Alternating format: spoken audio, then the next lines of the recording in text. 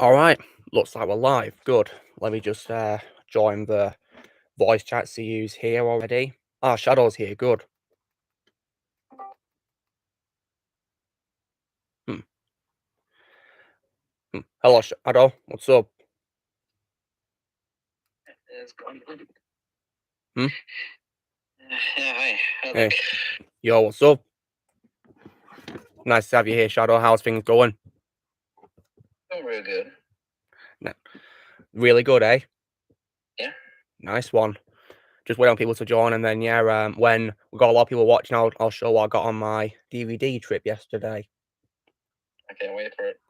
Yeah, got 3 things off Amazon and other things from my local store. I'm tired for showing us. Yeah, the Platypus Rider. Yeah, that's cool. Yeah. Got more people watching now, which is good. Yeah. Ozzy says he'll be on it for a little bit. Will be muted. All right, no worries. Hello, guys. Hello. What's up? I'm gonna be able to do this a lot more consistently. Hmm. For a while. Yeah. Well, it's nice to have you here, and so our Blaze is here too, but he won't talk for a bit. Well, if you guys want to say something, but you're unable to do it vocally, just talk in a normal mic chat. That's what it's there for. That's the best option. Hmm. So how's your week been since we last chatted, guys? Hmm. Do any of you guys have the Lego Optimus Prime set? Wait, what? Your connection's breaking up a bit. There's a Lego. Right, I can't even hear what he's saying at all. He's asking if anyone has the new Optimus Prime set.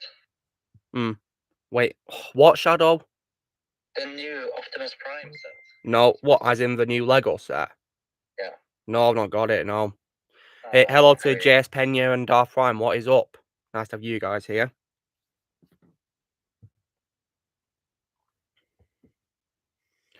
So, yeah, people are typing right now. That's cool. Guten Abend, Thomas. Nice to have you here.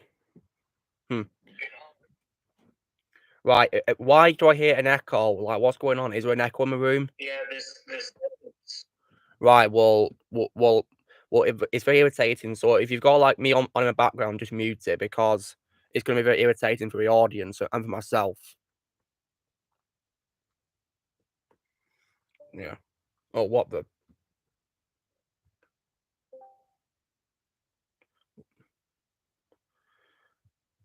And apparently there's like a new text chat for the Saturday night thing, which is interesting.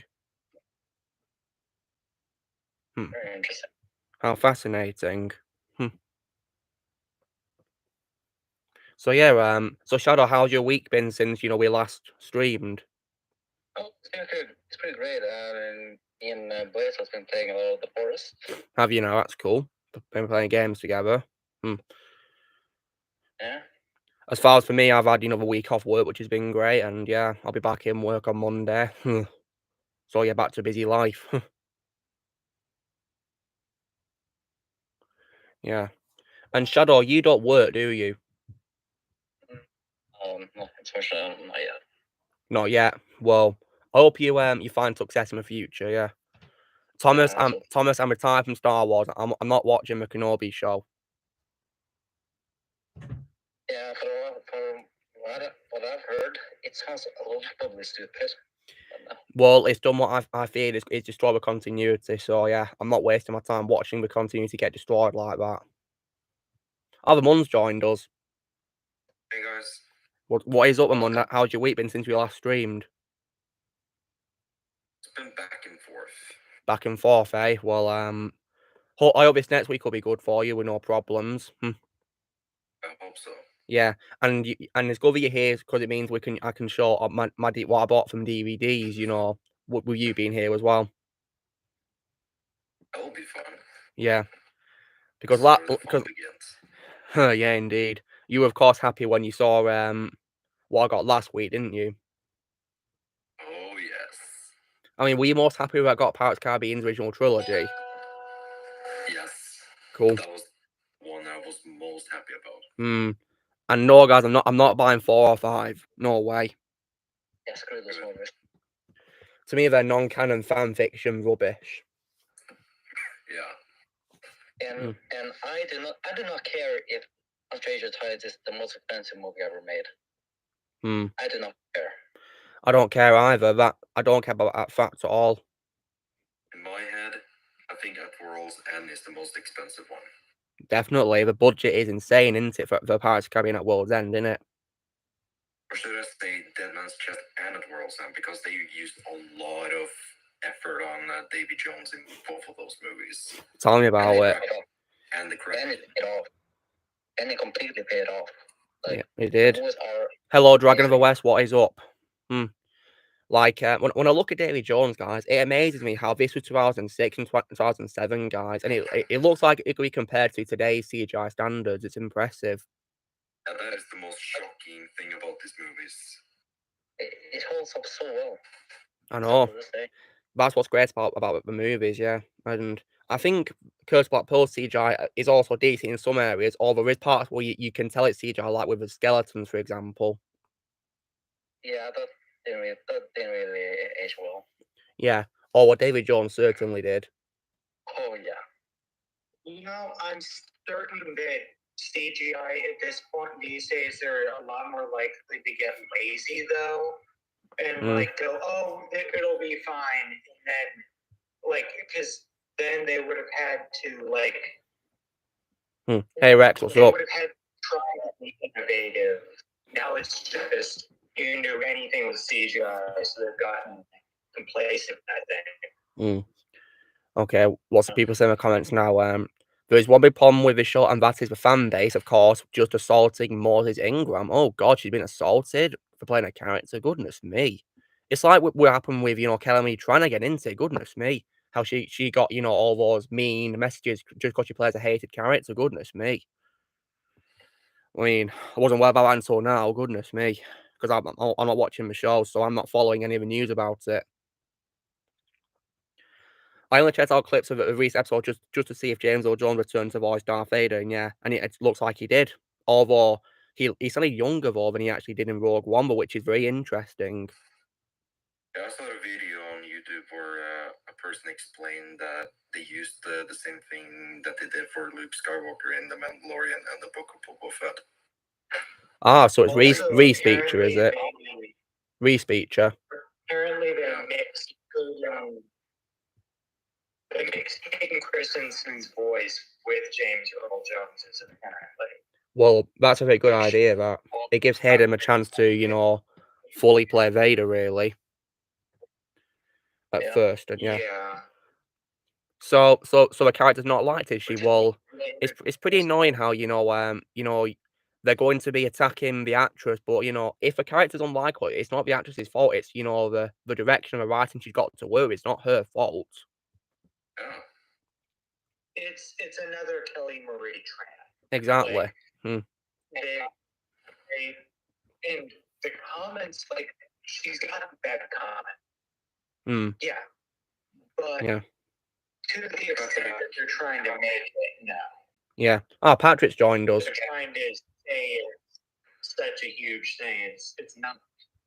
Like, yeah, she's getting comments. Like, she showed receipts, which Kelly Marie Tran didn't. But it's like, that's what happens when you're on the internet. Is it okay? No. But... Yeah. Well, so Patrick, what is up, Patrick? Hey, folks. Nice to have you here, Patrick. What? It's nice to have you here, Patrick. Thanks. Yeah. The audio just cut out for a second, so I didn't fully catch what you said. Well, it's nice to have you here, and I'm actually not just here to come in and talk. I'm also here for another reason. And what reason is that? Well, I recently came up with an idea for another video series that I can make every once in a while when I have time for it. And I ended up deciding, just for the heck of it, and because I thought it would be fun to try it out, I've made an entire second channel for it. You have? Well, put it in my normal chat and I'll subscribe to it, Patrick. Yeah. Yeah. God dang it. Give me a second. Take your time. Yeah, exactly. It's like Jake Lord and I'm best getting harassed from fans as well. Yeah, it's like that, isn't it? You know what's happened to Moses Ingram. But yeah, so Rex is saying the Kenobi series you don't like, sadly, all over the place. Well, I'm not watching the show, so yeah. Ah, so we brought up a German voice for Darth Vader. That's cool. Oh, and Patrick, you know how you were wondering if James Earl Jones returned as Vader in the Kenobi show? Well, he does kind of return, but he's voiced by Reese Beecher. Oh, I already knew about that. Yeah, but apparently he did like do some reference lines. You know, he said the lines himself, but I think they used Reese Beecher to like make them sound younger. Yeah, to kind of copy how he sounded in the original trilogy. Yeah. The same thing they did for Luke Skywalker in The Mandalorian, yeah. Yeah. Yeah. So, I haven't uploaded any videos to the other channel, but so far from how the channel looks, like on the main page, what do you think of it? I'll check it out in a moment. Because I'm gonna, go subscribe to, like I said, I would. If anyone hears in the stream, on the voice chat, please go subscribe to Patrick's new channel. And if you want it, Patrick, you can share it onto the stream, because you're a moderator, you can share links. Yeah. So people who are watching the stream can do it, yeah. There you go, guys. So, if you're ready, please go subscribe to Patrick's new channel.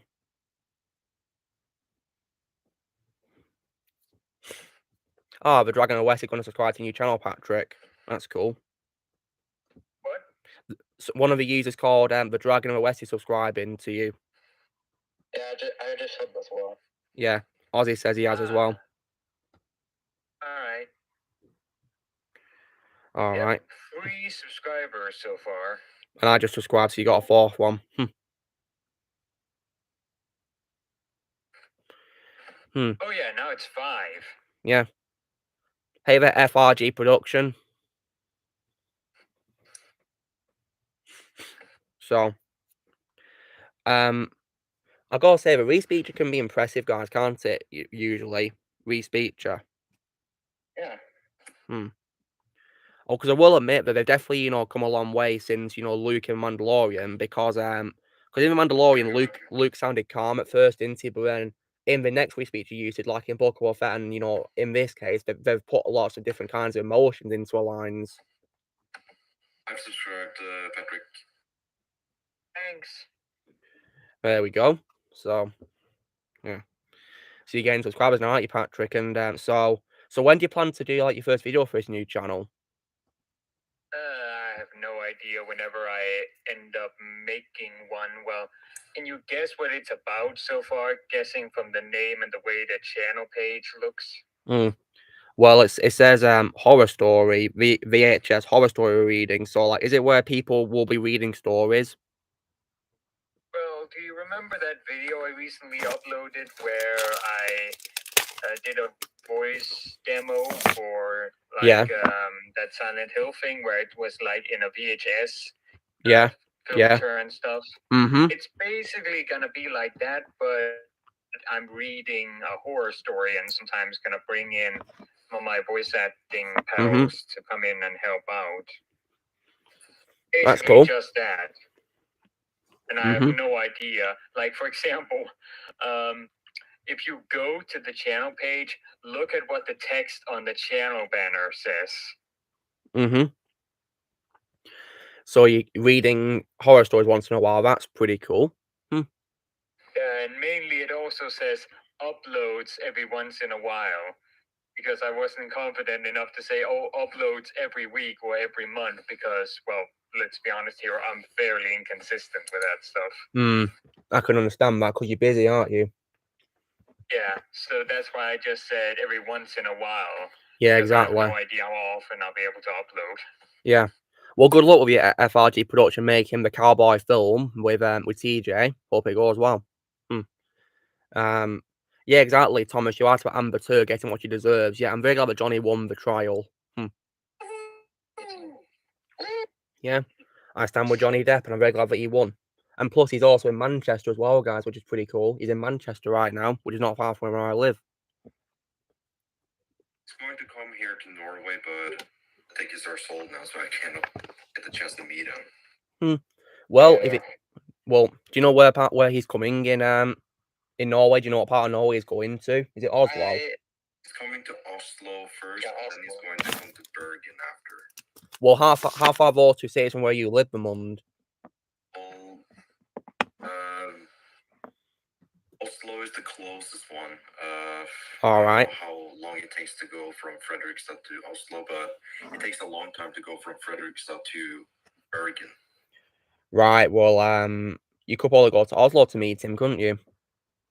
Yeah, if I was planning to buy tickets once I heard that he was going to come to Norway, but I lost the chance. Ouch. Tickets were sold. And I was planning to bring some Pirates of the Caribbean Blu-ray so he could sign it, or maybe I could take a picture with him, but I realized, no, I can't do it. Patrick, you said that you've seen Pirates of the Caribbean, haven't you? Yeah, I have seen all the movies. And which one did you say was your favorite?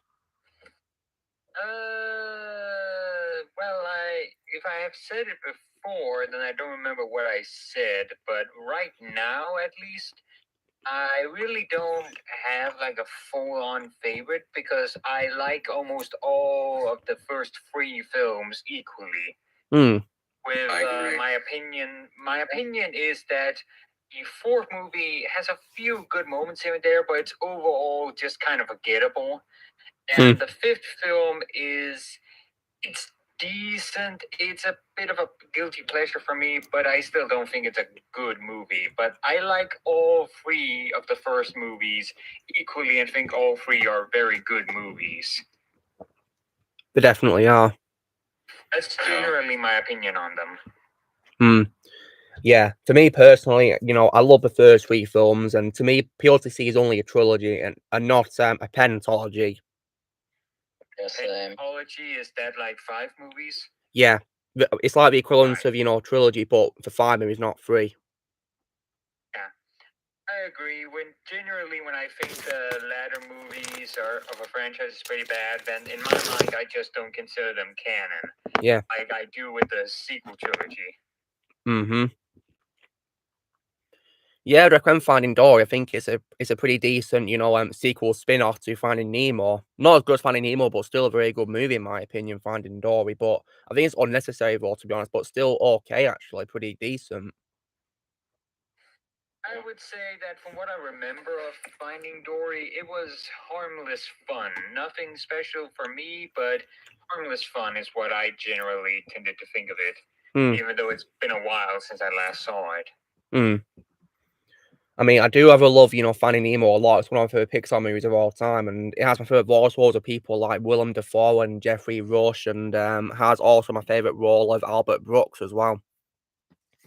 To be honest, as a kid, I didn't really like Finding Nemo, but I was never entirely able to put my finger on what it was. But now looking back, I think I actually do know why it was that I didn't really like this movie all that much. Do you know why that is? Are you not a fan of fish, Patrick, or something? I don't know. Oh no, it's not that. It's because I have come to believe that I have what's called thalassophobia. Heard of it? Yeah, a phobia. What's it a phobia of? It's a phobia of deep, dark, endless ocean where you can't see where it ends. Well, I can probably relate to that because even that scares me, the idea of like, deep water where you don't know where you are. Yeah, like that scene where like it's just Dory and what was the name of the clownfish dad? Marlin. That scene with Marlin and Dory they're just out in the ocean near the surface, and you just can't see anything around them in the background before the whale shows up. Like that legit creeps me out. Understandable. As well as when they're about to go down into the deep ocean where they end up meeting the anglerfish. Oh, my thalassophobia spikes up when they're in those scenes. Understandable. Yeah. I can understand that. Yeah. I can too. And plus, I think the only other real phobia I have is a rather common one, and that's arachnophobia. Well, I have a phobia of all bugs as well as spiders. Also, that quote in the movie where sharks are saying, "Fish are friends, not food." I totally agree with them. Because, I mean, I like fish, but I don't like to eat them. Yeah, I hate fish. You know, it's probably my most hated, you know, food I've ever tried to eat. I think it's disgusting. I don't like fish as like animals, and that's it. You know. So I stand with the sharks. Fish are friends, not food. Definitely. Hey, by the way, Armored Draken, what was it? His name was? Blaze. What? Blaze. Blaze. Blaze, alright. Blaze, I saw your message in the no mic chat, and my answer is no thank you, never in my life. Oh yeah, Subnautica, is that game that involves deep water or something? Yep, you are stranded on an alien planet that's basically one gigantic ocean, and you have to try and survive with all the alien fish around. I've seen footage of that, and no, I will never play that. No thank you. Yeah, you're gonna avoid it, aren't you, Patrick? Yeah, most people tend to joke that this game is basically just an average game to most people, but to people who have thalassophobia, it's basically a hidden horror game. I see. Okay, so would like Jaws set off thalassophobia? I don't know. I've never seen Jaws. Same. Well, I'd recommend Jaws. It's one of my favorite movies by Steven Spielberg. But do not watch the sequels. Yeah, the sequels are trash. No, I'm grateful I never saw them. I've seen the Nostalgia Critic, and he has torn into those sequels, so I'm well aware of the fact that those aren't any good. Yeah. FRG Production says you're a phobia of escalators as well. You won't like my shopping centre that I go to go to my DVD store because I've got to use an escalator to travel around my shopping centre. So yeah, I've got to use an escalator to get to my DVD store. I think I used to have that phobia of escalators when I was younger, but I think I just kind of naturally grew out of it as I got older. Although I can totally understand why phobias don't do that with some other people.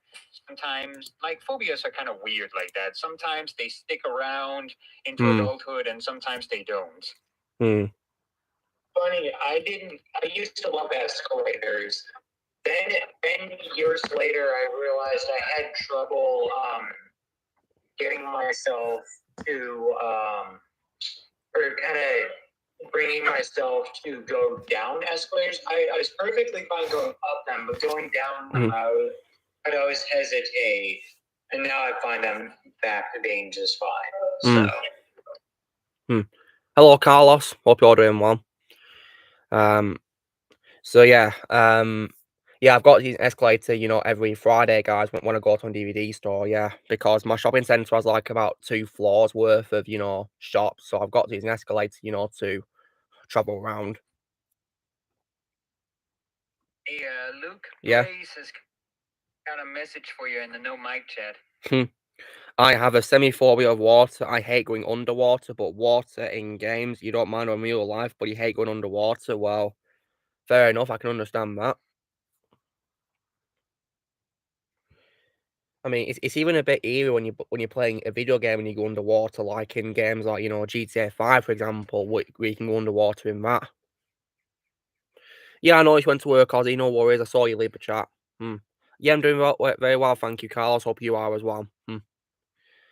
So yeah, And there's probably other underwater games as well. You can even go underwater in some Lego games as well, like Lego Dimensions, for example, and Lego Marvel Super Heroes 2. You can go underwater in those games.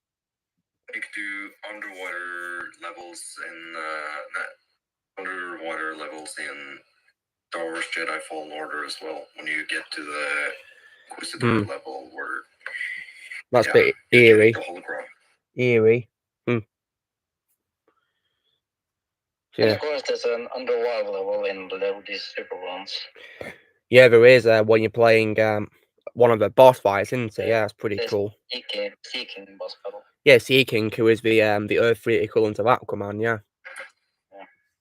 I did love that concept where you had to fight alternate counterparts of the Justice League in that game. It was really awesome. Yeah, I love that. Oh, are you Blue Boy? So Blue Boy's meeting Colleen O'Shaughnessy, but Blue Boy, that's awesome. You're gonna meet Colleen O'Shaughnessy. Well, hope you have a good time meeting Colleen. That's cool.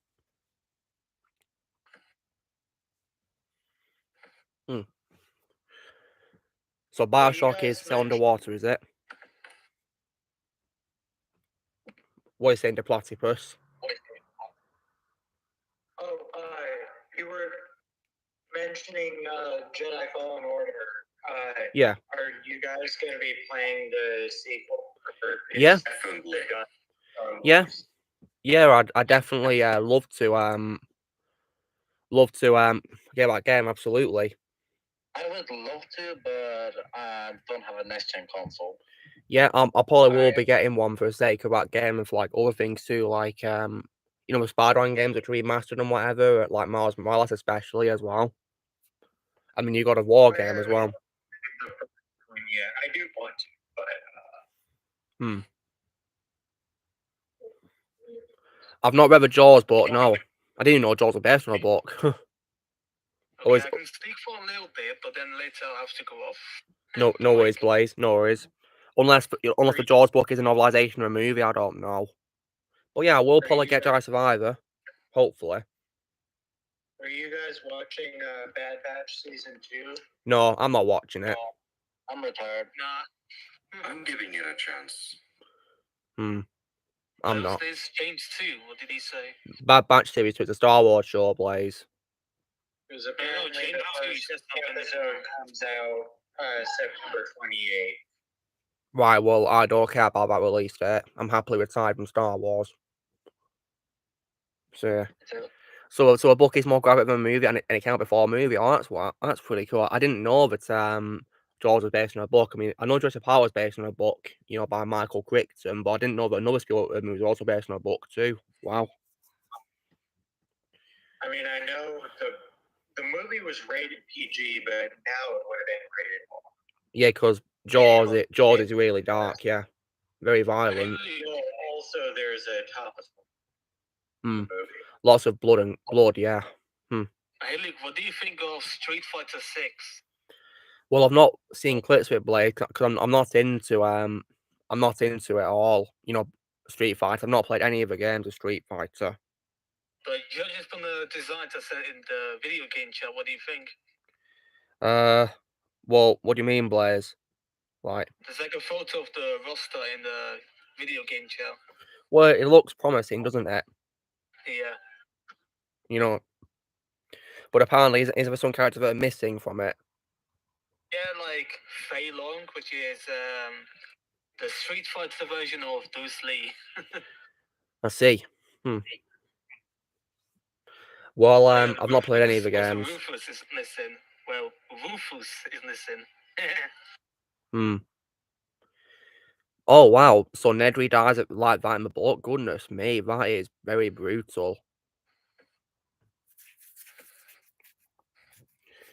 Then again, I thought his death in the film was pretty scary as well, really, to be honest. One of those non-horror movie scary moments, you could say, really. Yeah. Sure. Oh, and so Patrick, I don't know if you've been, keeping up to date on what I've done on the channel or not, but are you aware that on one of the streams I got to interview, Empire Fan Productions for a YouTuber? I didn't entirely catch all that. I was able to interview my favorite YouTuber. Ah, all right. Yeah, it was on episode 64 of the streams. Yeah, Lily's here, by the way, guys. Oh. Hello. Come and say hello, have you? Here she is, guys. Lily. Kitty. Yeah. And Patrick, have you seen my other cat I have as well? No. Ah, I'll show a picture of her in a little moment.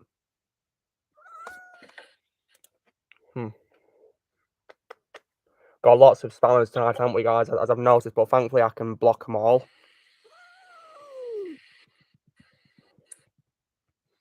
Carl saying hi to you, Lily. Say hi to Carlos. Say hi. Oh. Say hi to Carlos. And to everyone else here. Yeah, she's very adorable, isn't she, guys, Lily? Very adorable. Oh, I think she's got her claw stuck to my shirt. Oh, dear. Alright, let me free you. Let me free you. It's okay. You didn't know I had a cat? Dragon West? Well, meet Lily. This is my cat and my best friend as well, yeah. She's my best friend because she's very loyal. Keeps me company all the time. She's like my best friend. Alright. I think she's a bit agitated, guys. Don't you go? Okay, go on then. Go on. It's alright. Here you go. See ya. And off she goes. Thanks for the comments, guys. Saying that she's cute. So yeah. Well, let me find you guys a picture of my other cat, Susie. Where is she? So Susie, guys, is black and white. In case you don't know. Hold on a second.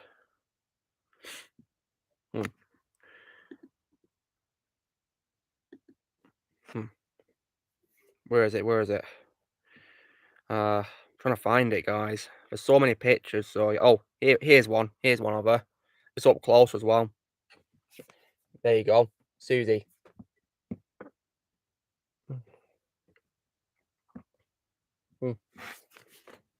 Dear Katie. Yeah. She's very adorable. Thank you. Twice for cats, double the fun. You are definitely right there. So Patrick, now that it's been confirmed that Fred Tarshaw is the voice of Darth Vader in the new Lego Star Wars game, would you say that you're very impressed with his voice work as Darth Vader in this game?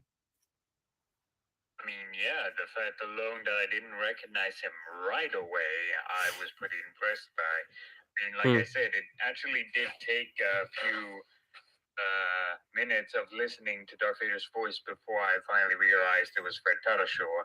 So that's pretty impressive to me, considering that I find him to be one of those voice actors that has like a very recognizable voice. You recently made a custom Boba Fett helmet for Mandalorian. Cool, that's cool. So Patrick, when you first heard his voice, who did you think it was at first before you thought it was Fred?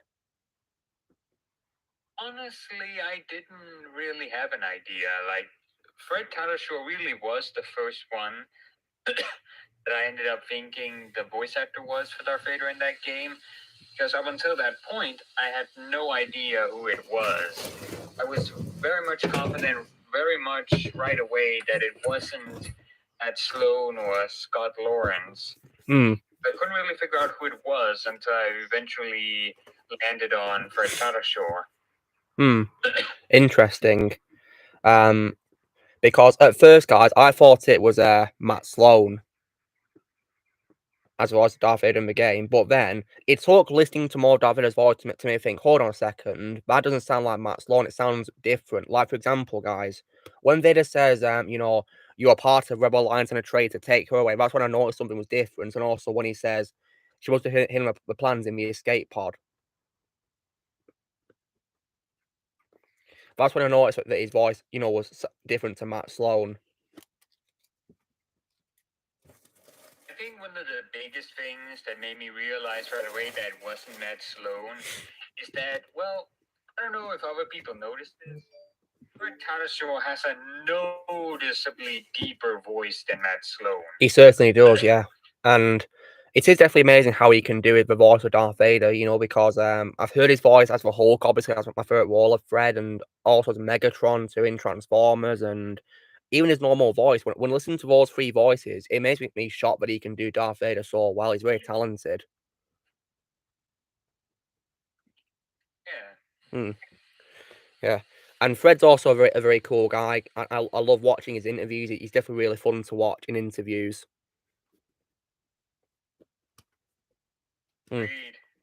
Yeah, and definitely a very nice guy. He's probably one of the voice actors guys I'd love to interview. Really, I mean, I got to interview him for YouTube, but it'd definitely be awesome if I could interview Fred Tatasciore.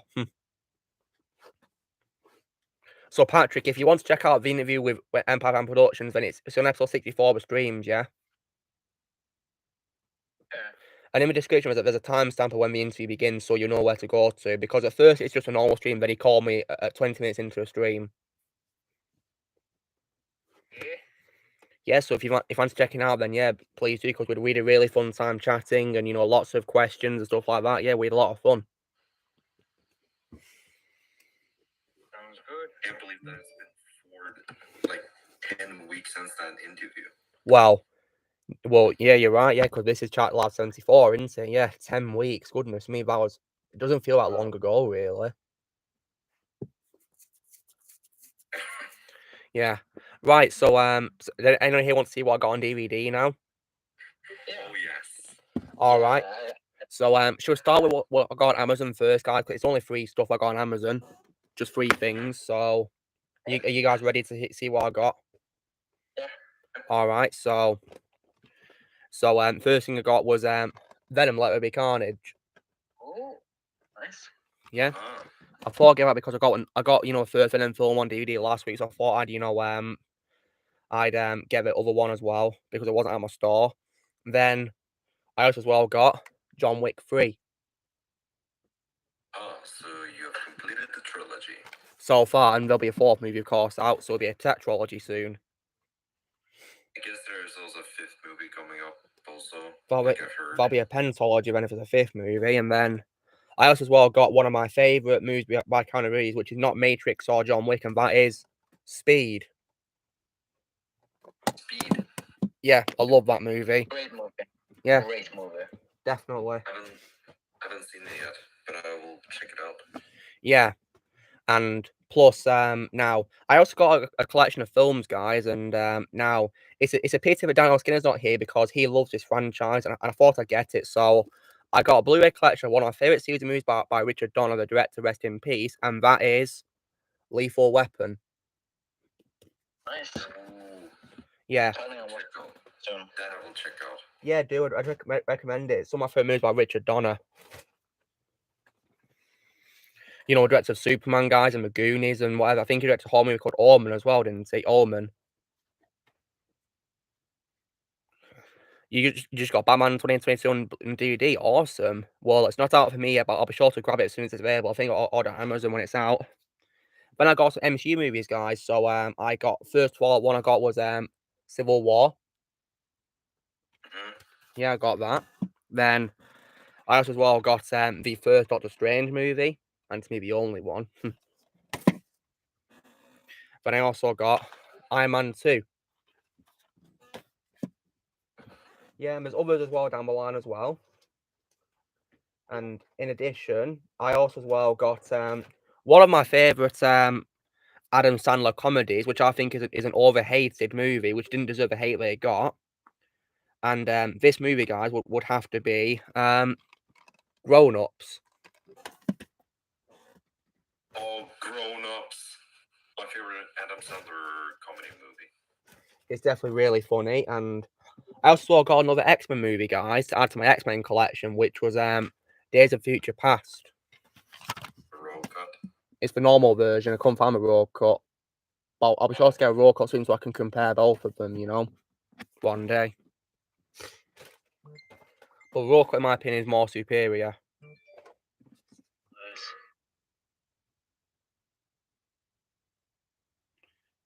Yeah.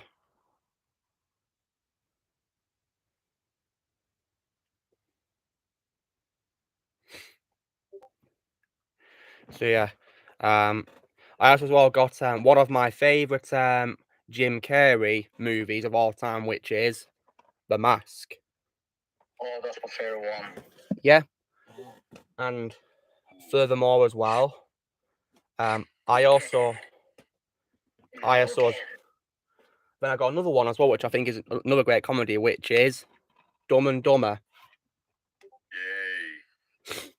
Yeah, I love that movie. One of my favorite comedies of all time. I just recently rewatched that one. I laughed so hard. It was like. Yeah. I also as well got two of my favorite movies by Quentin Tarantino, which is Kill Bill, both parts. Amazing movies. Absolutely, yeah. I'm one of my favorites by Tarantino. And in addition, guys, I also thought I would complete my Transformers collection. So I got a new copy of the first movie because I lost my old one. But I also got Revenge of the Fallen. And then to end it all, I got my favourite Transformers movie of all time, Bumblebee.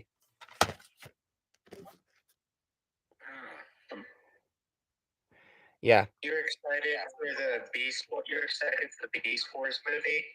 Absolutely, yeah. I can't wait for it. Oh, Alexander's here. 1 second, I'm not here quite yet. I joined in accidentally. One All second, I will be here, but not right now. No worries. No worries. No worries. And then, oh, all right. Then I got another X-Men movie, which was First Class. Guys. Yeah, and then after that, guys, as well, I also as well got one of my favorite movies of all time by Christopher Nolan, which is probably my second favorite one, which is Inception. Yeah. Oh, hello, Connor. Nice to have you here. Yeah. So, and then, guys, I also as well got a movie which was actually recommended to us all by Empire and Production during my interview with him, where he said to himself that he wants, Ryan Reynolds to act in more serious roles rather than being like Deadpool all the time. And that movie that I got was Smoking Aces. Oh. Yeah, and I definitely recommend it. It's a very good movie. And then, guys, I also got another trilogy of movies, which was one of my favorite, like, action, sci-fi or comedy franchises or whatever of all time. And to me, this franchise is only a trilogy because I hate the spin-off we got in 2019 for this franchise. Even though I do it the second movie, I still got it because it deserves to exist, which is Men in Black. Oh, yay. Yeah. I want to read the comics of that. I've not read them yet myself. It's technically they're Marvel movies because Marvel owns Malibu Comics, which created the characters. Yeah. And then I also as well got another one of my favorite Christopher Nolan movies of all time on Blu-ray, which is Dunkirk, war movie, Dunkirk. Yeah, I've heard of that one. It's a very good movie, guys. I'd recommend it. Yeah, I saw it. I haven't heard of it.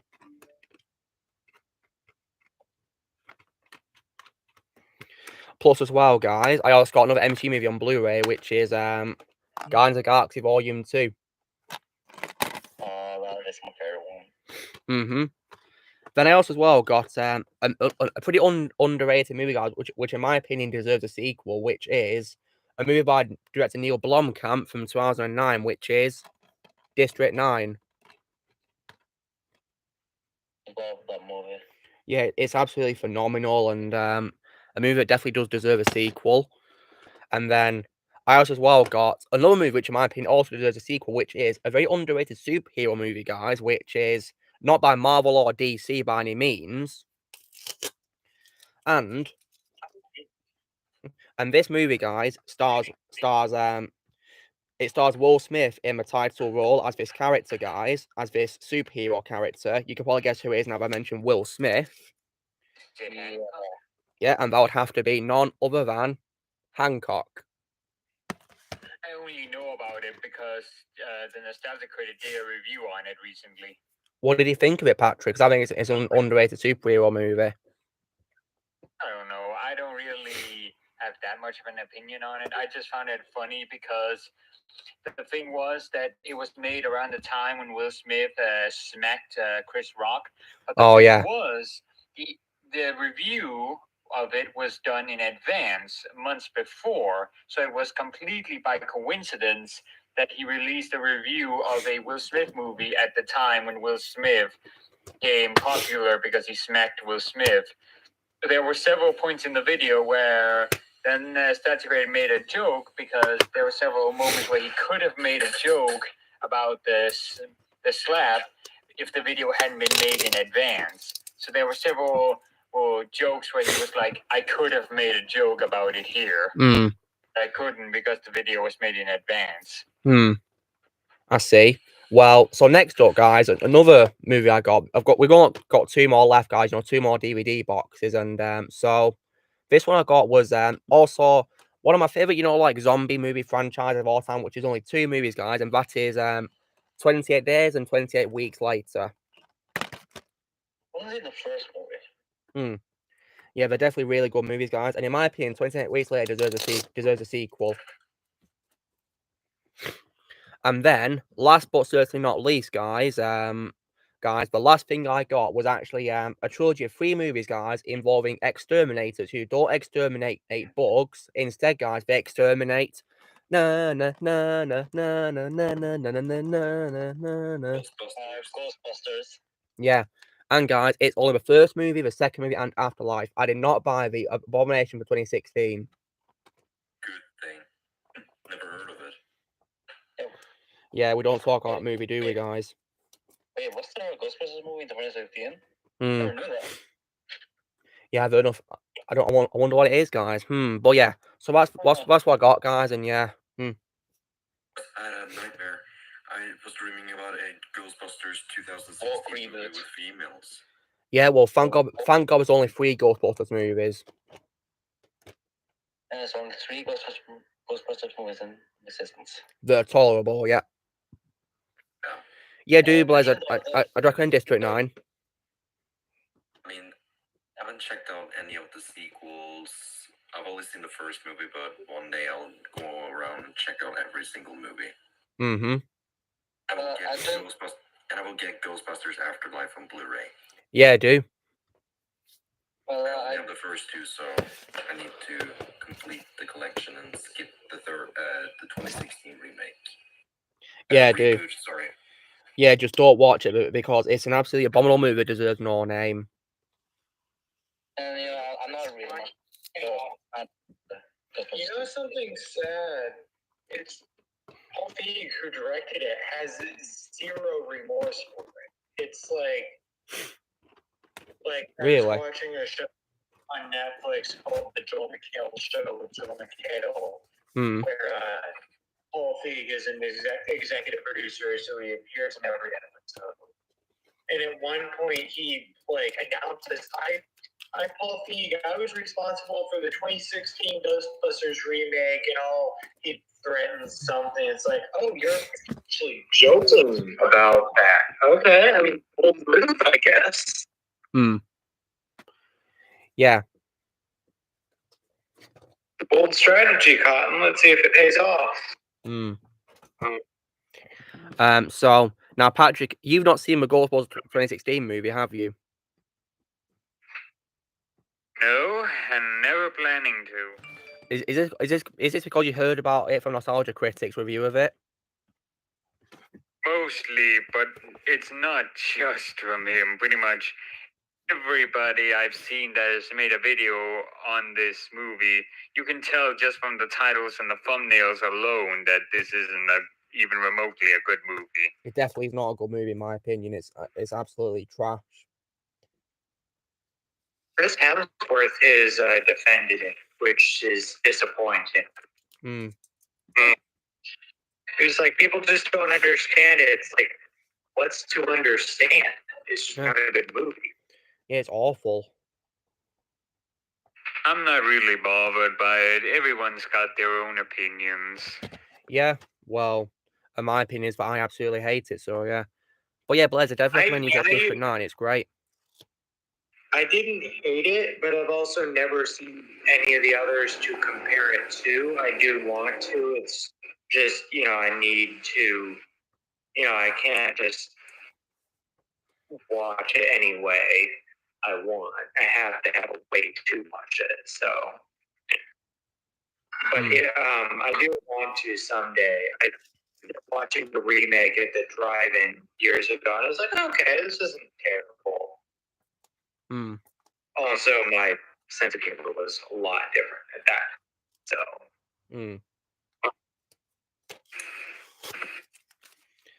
yeah. Yeah, Afterlife was definitely an amazing movie, guys. Really great movie. I'd recommend it if you guys haven't seen it yet. It's amazing, Afterlife. That was the movie we should have got. It's definitely a film we should have got in 2016 easily. No question asked about it. It can only exist as a trilogy. And we forget the 2016 movie. Yeah, because it's just abominable.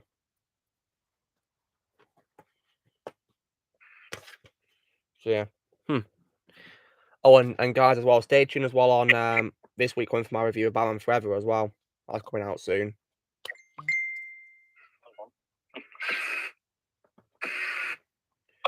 Yeah.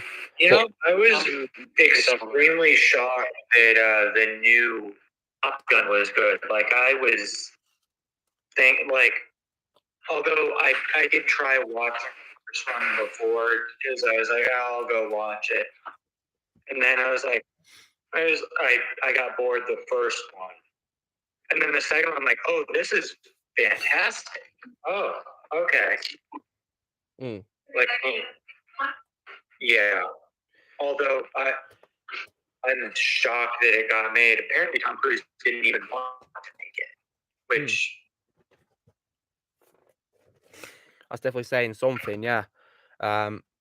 You gave Arcane a second watch. That's cool.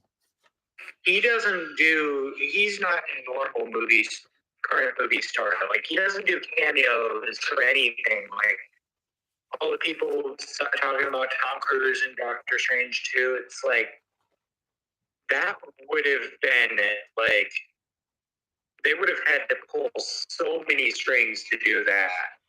Also, they couldn't have done any merchandise off of it, which that alone probably would have been a deal breaker. And yeah, they would have just wasted them anyway. Yeah, because yeah, go on, Patrick. I actually found out something pretty cool. So I watched this channel called Cornered Crew, where they look at different special effects. Yeah. I found out from one of those a cool thing about the original Top Gun. Yeah, what about it? I haven't seen the original Top Gun. Me neither. But I know that there are scenes with jets in it. Of course, and I found out that the way they did those effects, the close-up shots where they are flying really fast, it's basically these miniatures in front of an actual real sky because they were shot outside. To get those super intense close-up shots where they are flying super fast, the miniatures jets are just sitting still in the air. The camera is zoomed up towards them, and to get the camera to shake in the way it's doing, to get that intenseness, they basically just taped on a I forgot what they're called. Those things you hold on to that screws in screw very quickly. Those little drill things. Drill. Right. He taped on a drill underneath the camera to drill super fast to make the camera shake so that they could get that intensity. Wow, that's cool. Very impressive. Yes, I did, Connor. I did have a true Justice League last week, yeah. And to me, it is the only version of Justice League.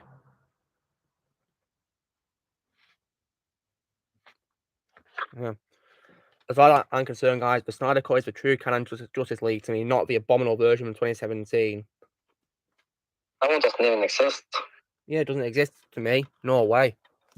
Don't deserve to. The Snyder Cut is way more superior. Actually, I watched a film theory video that's the only way I consider the theatrical cut valid, is if the theatrical cut is the universe where Flash doesn't end up going back to warn Bruce. Thus, everyone's a lot more hopeful. And the Snyder cut is where he does, and Batman is just like, that makes him more wary of everything. That's the only way, because we know that there would be multiple timelines just due to the nature of his plan. And that is the only way Justice League is canon in any way. Which they wouldn't do that. So it's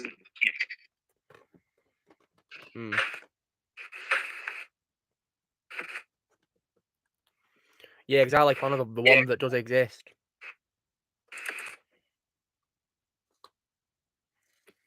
Yeah.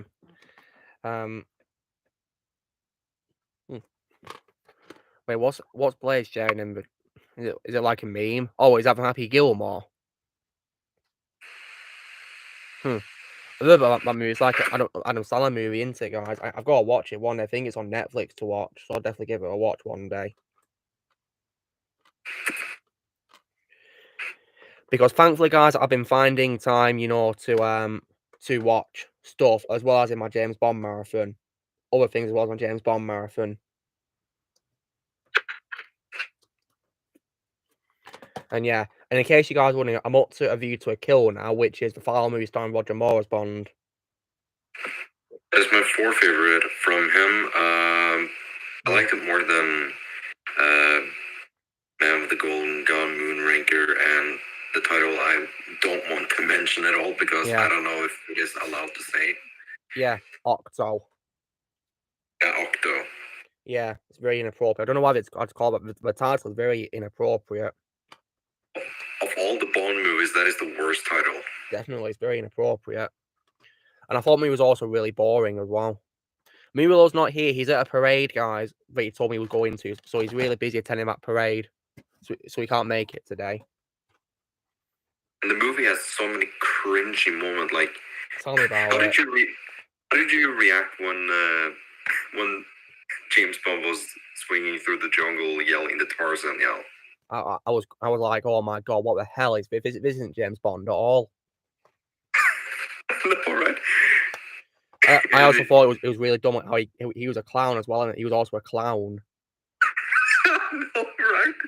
It's just stupid, really. And I will say as well, but I think A View to Kill was also a breath of fresh air after the absolutely atrocious Never Say Never Again movie. Yeah, it's better, at least. Yeah, Never Say Never Again was like a dumpster fire. The only good thing about it for me was Sean Connery as Bond and also Rowan Atkinson's supporting role. Yeah, I have to agree with that. In my opinion, it's the second worst Bond movie of all time after the 1960s Casino Royale non-canon movie. That was just absolutely abominable. It's funny to think that both of the James Bond movies that are not canon is on the bottom of your list. They're awful. And I'm glad they're considered not canon because in my opinion, they're absolutely awful. Yeah. And that's cool. Well, Connor, you got a Snyder Cut jumper. Yeah, really cool. And so I've been watching A View to Kill, guys, and so far I think it's definitely more enjoyable than Never Never Again. It's definitely I'm like I've got half an hour left of it to watch. My biggest issue with A View to Kill for me would probably say that Roger Moore is probably too old to play James Bond in that movie. Yeah, he looks it. He looks it. Like, when he's doing a lot of action scenes, you can tell that he is really, really old. That Yeah. When he plays Bond and he speaks his line, he's still got the same charm that he has before, but when it comes to like action, nah, he's too old. By the way, I think I'm gonna go now because I'm busy. So well, it was nice to have you here, Patrick. And just out of curiosity, Patrick, what's your next film you're gonna watch with your dad on your marathon with him? It's the one after Thunderball. I don't remember which that is. Is it You Only Live Twice? Is it? I don't know. I just know it's the one that comes after Thunderball. Yeah, You Only Live Twice. If you talk about the canon stuff after because in release date order, one that comes after Thunderball is the non-canon Casino Royale movie. But yeah, I'd recommend to avoid them because it's just rubbish. Okay, which one is it then? So the next one you're going to be watching, which is canon, is You Only Live Twice for 1967. I think it is. AKA Sean Connery's fifth playing James Bond. Mm-hmm. Canon-wise. Yep. Yeah. I'll see you guys. All right, take care, Patrick. Hope you enjoy the movie when you watch it. Yeah. Bye-bye. Take care. Oh, take care. See ya. Patrick's a great guy. He's really awesome. Yes. Aren't there fans that isn't there like a fan created this movie The Rock is him as James Bond years later? Wait, what? Sean Connery's in a movie called Rock. Yeah. Sean Connery movie The Rock. Yeah, Sean Connery appeared in a movie called The Rock. Yeah, with Nicolas Cage. Yeah.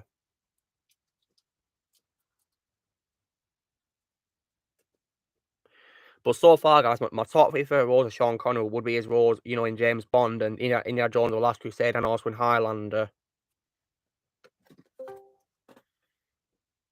So yeah, that's what I say when it comes to my favorite roles of Sean Connery. Yeah. However, guys, I'd recommend to avoid what is his final movie, which is called Sir Billy. It's like an animated movie, and it's just awful. The animation is so bad. So you do recommend it or you don't? Don't. I'm saying don't because it was bad. I mean, I don't know. Maybe it's still bad. Yes, but all I'm fully aware that Chris Lambert is in Highlander because I've seen the movie, and I saw Clancy Brown as well as the villain, and many other great actors in the movie as well. Highlander. I heard that apparently Highlander has had a very bad second movie, which apparently was really bad. Speaking of movies with Lander in the title with bad, second movie is Zoolander.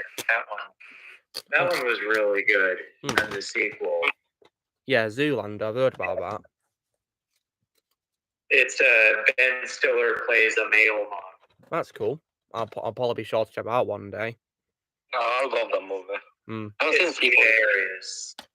Highly recommend. Yeah, I'll try to give it a watch one day, guys. I love Ben Stiller. He's one of my favorite comedians because of things like Night at the Museum and Madagascar and stuff like that. So I'll be sure to check him out in this. Platypus, do you recommend the sequel to Zoolander? Do I recommend the sequel? No. Yeah. No. Okay. No, it's a good example of a legacy sequel that is trying to capture the magic of the original and just has none of the. Ouch. I see. Yeah. Yeah, some of the reviews were terrible. Oh, and Backdoor, because you're here, you may have noticed I've made you a moderator now, just so you know, because you've shown great support for me, and yeah, especially after what happened in last week's stream, of course. And I really appreciate you being there, to support me when I've been, making my decisions and stuff like that.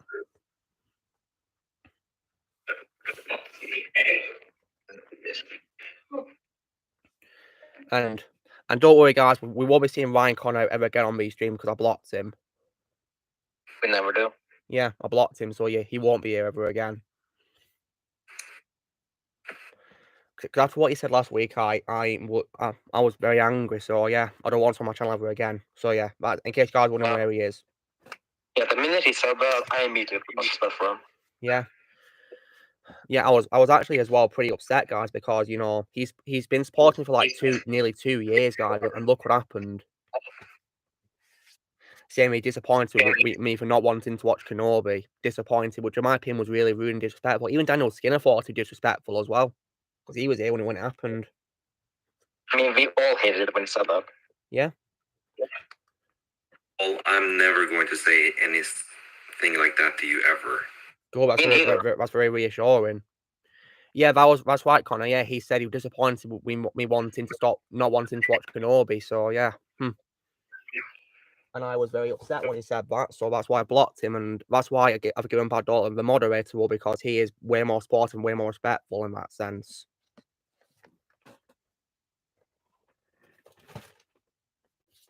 I mean, I don't know exactly what happened, but I could see if he was trying to say, like, maybe he was just disappointed that you made that decision and it just came out wrong. That's literally what he said. Yeah, that's literally what he said, and it upset me. He showed disappointed, and I was very angry about that. It's like maybe he just wanted to. Like, I could see maybe he just wanted to know your thoughts on it, but if he just probably worded it wrong, I don't know. I don't know the nuance of the situation. Oh, Daniel's here. Nice. Hey, Daniel, what's up? Hey, Daniel. Daniel? Hey, you guys can hear me, right? Yeah, loud and clear.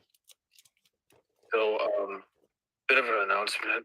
I spent the past 2.5 hours trying to deliver this speech for my final exam. My throat's pretty shot right now.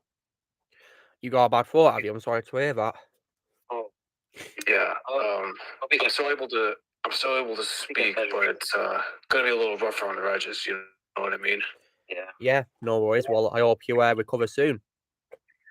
Don't worry, I'm just drinking a lot of hot tea to help with my throat. That's good, yeah. And make sure you stay hydrated. Yeah, it's definitely needed. All right. So, what are we guys talking about right now? Well, we just finished talking about last week's incident, and I said that's why I've made Bad Dalton a moderator to support me.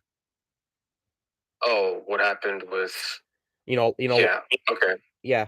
Which even you said was disrespectful, didn't you? I did say that, yes. Yeah, but on a bright side, Daniel, though, you'll be pleased to know that I got a movie collection on Blu-ray, which I know you'll be happy about, which is I got Lethal Weapon on Blu-ray. The original one? Yeah, the first 4 films, all 4 of them on Blu-ray. Oh, so you have the 4 movie collection? Yep, the full Adrenaline Fueled collection is nicknamed, yeah. Wow, that's sometimes hard to find. Did you get it from like a video store? Yeah, it's a DVD store in town, yeah. It was there, and I got it because I thought, I definitely gotta get it. It's a great franchise. All right, I see what you mean. Yeah, and among other films I got as well. I'll be sure to look at your live chat through earlier so I could see what you got, but not right now. Yeah, of course, no worries, because you're here talking to us, aren't you? So yeah, and of course you're having your tea, aren't you, to help your throat? Yeah, pretty much. I'm just gonna rest for a little while that I'm here. Yeah, make sure you get plenty of rest. Yeah, it's important. So yeah, all right. And sure thing. Yeah, and I see you've also posted a video about Corridor Crew, which is about you made Stormtroopers accurate. It's called by Corridor Crew. Interesting. Yes, you are correct. Interesting. They actually kill everyone. Oh, really? hilarious. Like, now they cannot now they don't miss any shots. Now they just shoot a perfect shot. And then the Emperor won just like that. Yeah. That reminds me, I recently watched a meme edit of the Avengers where Hawkeye just consistently misses. He kills everyone except for Hulk because it's just a bad shot.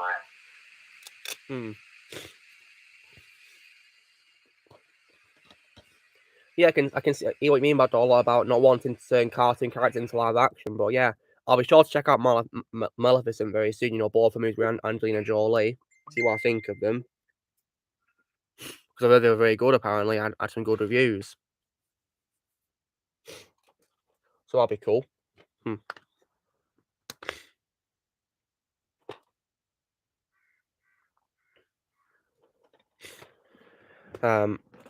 And of course, yeah, today's also birthday of Angelina Jolie. And I said on my post for her that I'm going to be checking her out in the Maleficent movies very soon. Hopefully, because I've written that on my watch list to watch. You know, it's not just Angelina Jolie's birthday today. Yeah, Keith David's birthday as well, as I said on my post. Yeah, it's also the birthday of voice actor Keith David. There's probably lots of others as well, of course. It's also my dad's birthday. Well, happy birthday to your dad. Hope he has a great day. And 2 days from now will be my birthday. Oh wow, that's awesome. Although of course, your namesake's birthday was quite recent, weren't it, Daniel? Your namesake, McLovin, eh? Oh yeah, the meme. I did share that meme. Yeah, that's pretty funny. Yeah. So yeah, my dad was born June 4th of 1965, and I was born June 6th, 2002. So we share the same birthday week. Nice. That's cool. Oh. Yeah. Badola is Daniel Skinner, who is his father's birthday. Yeah, Daniel Skinner's father. Alright, if I had to take any guesses, the person who disrespected you last week is permanently banned from this channel? Yeah, I said I blocked him, yeah, for what he did. Well, that's good to know. Yeah, because I can't have people disrespect on my channel when they're doing stuff like that, you know? Because I was pretty angry about it. I think I would be pretty angry too if I were in your shoes. Yeah. But yeah, it's all done and dusted now, guys, so we can move on from that. And yeah. Your birthday's in 4 months, Blaze. Yeah, it is indeed. Yeah, in September, innit?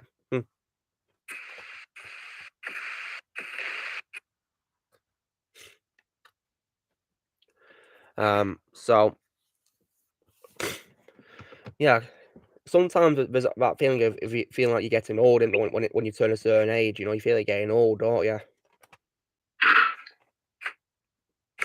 Joke about getting old, but I'm not. I'm really not. Yeah. I just do it because I know because people look at me and say it. Yeah.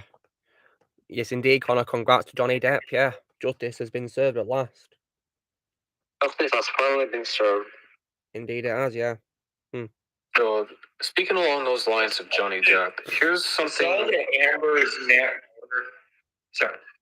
Good. So, if it's okay if I say something really quick. Yeah, go ahead. Here's part of the reason why I lost my Now, before I say this, I want to say right now, I have no disrespect for all of the people here on the stream.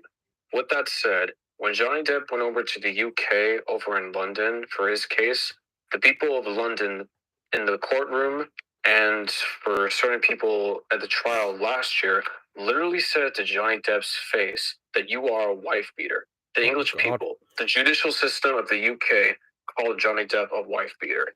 Yeah, I heard about that, and I was very angry about it. He's not a wife beater at all. Yeah, he's not. No, so for Americans to say that he's not a wife beater, that makes me very happy. Yeah, he's not a wife beater at all. Apparently what it was, the British case, apparently they were just trying to prove that he did it once, you know, when he was intoxicated, which apparently he did literally once. But he, well, also the thing is, he tried suing for defamation. In America, winning a defamation case is next to impossible. Because you have to prove, one, the statement is false, two, that it was said with malicious intent, and like a couple other things. And it's like, to actually definitively prove that beyond a reasonable doubt is extremely difficult. That's actually part of the reason why. So, in case you guys didn't know, Amber Heard wanted the trial to take place in California, and Johnny Depp wanted the case to take place in Virginia. And ultimately, probably one of the reasons why Johnny Depp won is because the trial was held in Virginia, where the defamation case has the least amount of rules, whereas California has the most amount of rules. Therefore, by the court case taking place in Virginia, there was an over 50% chance that Johnny would win. So kudos for him to go into Virginia. Indeed, yeah. And I'm glad he won it. Also, let's just remember, Amber Heard made a fool of herself on stage. So she did, yeah. She did. Like, imagine losing that much money just to tell the world that you cracked the bank. And I hope that she never acts again. I hope that she, one day is no longer able to act ever again. Hashtag remove her from Aquaman 2. Yeah, but there's a petition to remove it, and it's got millions of votes. Apparently, they genuinely completely removed her from Aquaman 2 now. They said that they cut her time down to 10 minutes, not because of Johnny Depp, but because she had horrible chemistry with Jason Momoa. Oh, wow. Well, that's good they call her out, yeah. Huh. Oh, yeah, indeed, Connor, yeah, because I think Armie Hammer's probably my most hated celebrity of all time, because of what he's done, and I, of course, also hate Alec Baldwin, too, yeah, because he's done also some very despicable things, yeah. Who has?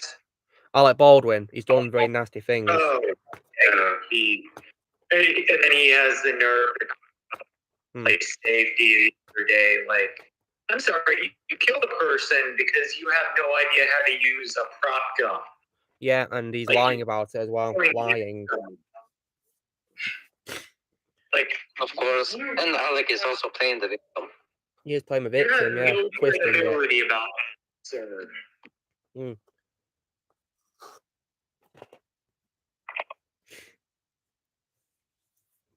And plus, guys, when it comes to, shall we say, like, satisfaction, it's because of that I was definitely very satisfied to see Hopper die in A Bug's Life, because I, of course, hate his voice, Kevin Spacey.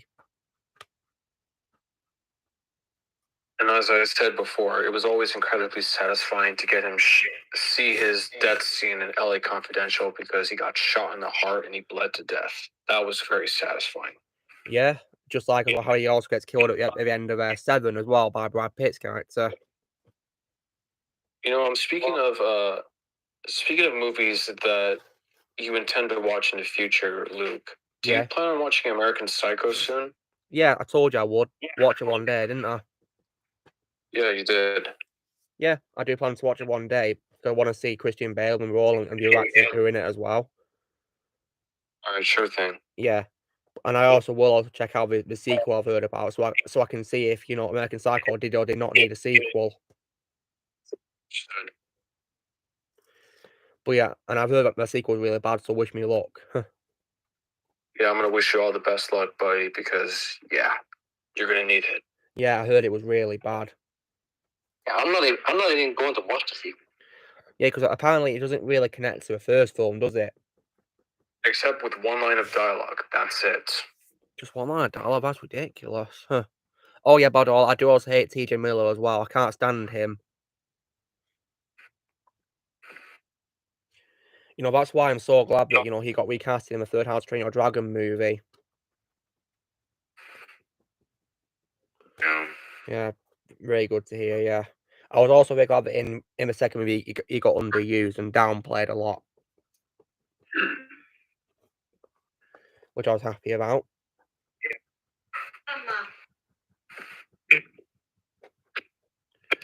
Yeah. That's pretty cool, Blaze, that you have that in the forest, yeah. Huh.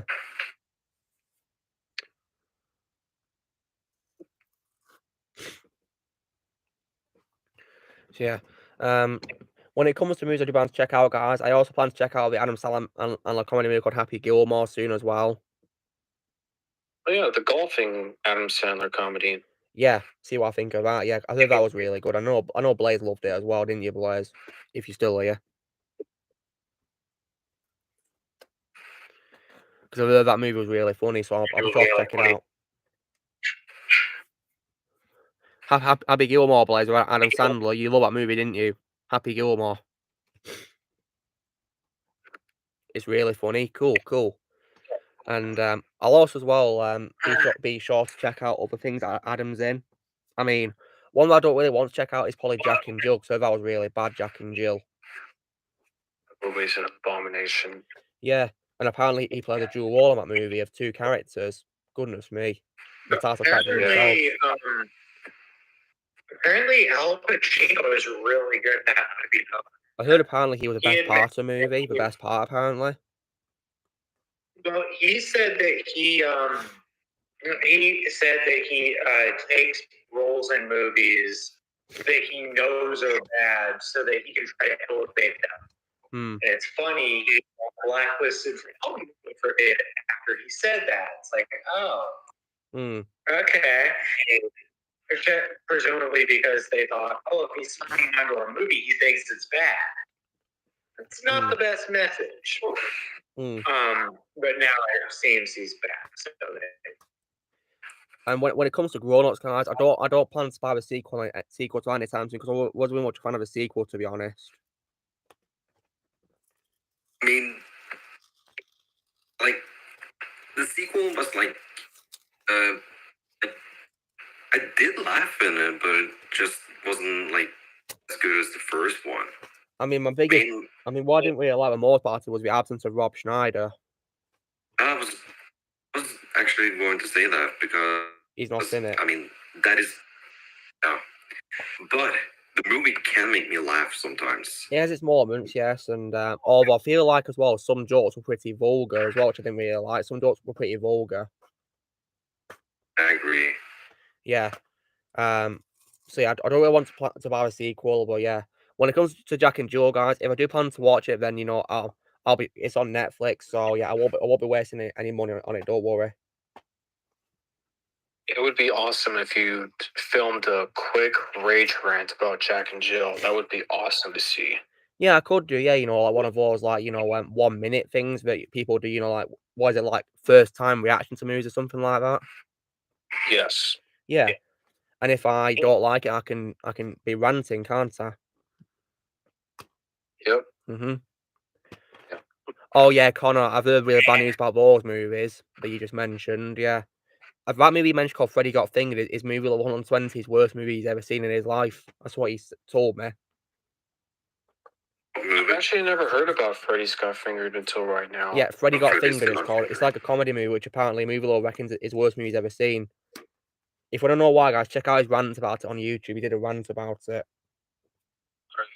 And as for Tommy Wiseau's The Room, I do agree that it is an awful movie. The Room? Because it misses the mark on... Yes, The Room. Because it misses the mark on everything. However, it's so bad, for some aspects, it loops back around and it becomes good again, even though it is a terrible movie.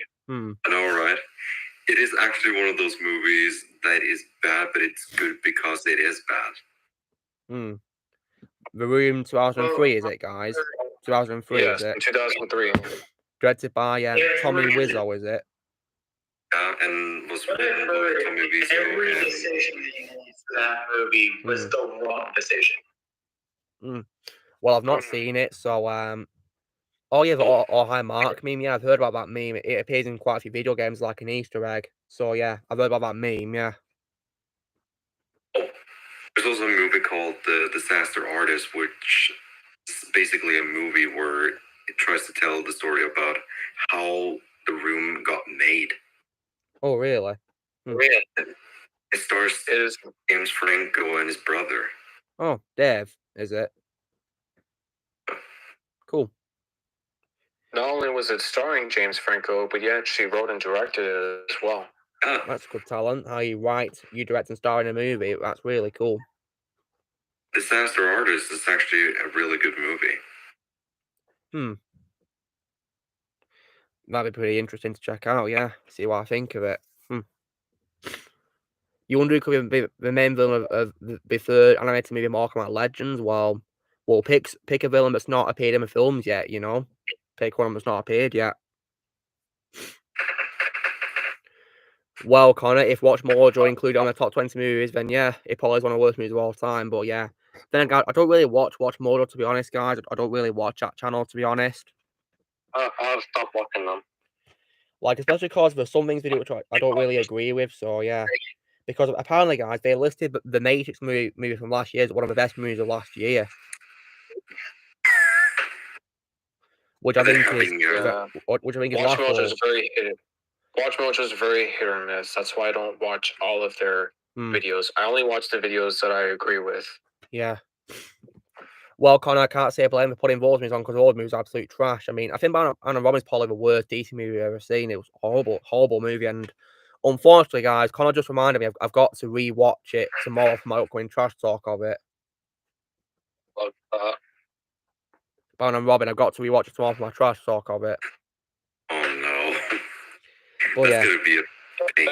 But I am very excited for your trash talk. Yeah, and I've got an idea for my opening sequence, guys, before the intro, so yeah. It's going to be funny. Yeah. In the meantime, stay tuned for my Batman Forever review. Yeah.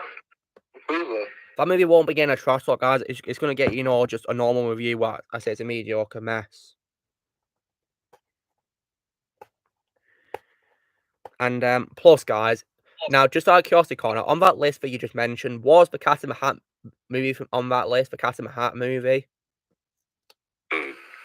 Because that movie, in my opinion, is the worst book adaptation of all time. Oh, that movie was so painful. Oh. Tell me about it. It's horrible. Yeah. I mean, guys, I didn't even laugh watching that movie at all. Yeah, Connor, Woman 2003 with Mike Myers as the title character, yeah. Also, for added points against Alec Baldwin. Alec Baldwin is in the movie. Yeah, he is, yeah, as a villain character, and his acting was absolutely terrible as a villain, wasn't it? I think all the acting in the movie was pretty bad, actually, yeah. He's basically just playing himself. Pretty much, yeah.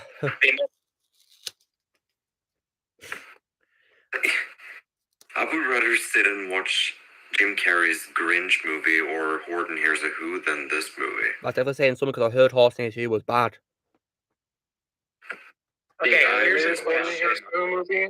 Yeah, Horton Hears a Who by Blue Skies, animated into it with Jim Carrey and Steve Carell as characters. Yeah, I saw that when it came out. Haven't seen it since, and I will trust your guys' opinion if it's actually terrible. I've heard it was bad. I've not seen it yet, but it's on my watch list to check out, guys. I don't think it is terrible. Bonsoir, our Venom Comics, ça va bien, and ça va?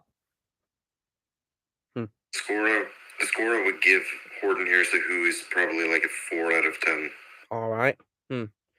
It's also interesting how Jim Carrey is into, Dr. Seuss adaptations, into one which is The Grinch, and this one. And I mean, but yeah. So the Dr. Seuss movie is now a full illumination, right? So Steve Carell is, Illumination's headliner with Gru, and then he's also in the Horton movie. Oh wow.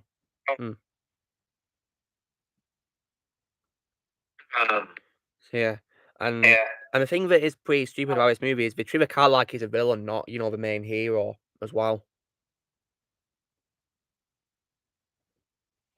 Who is? Dr. Seuss in the Cat in the Hat movie, they treat him like a villain.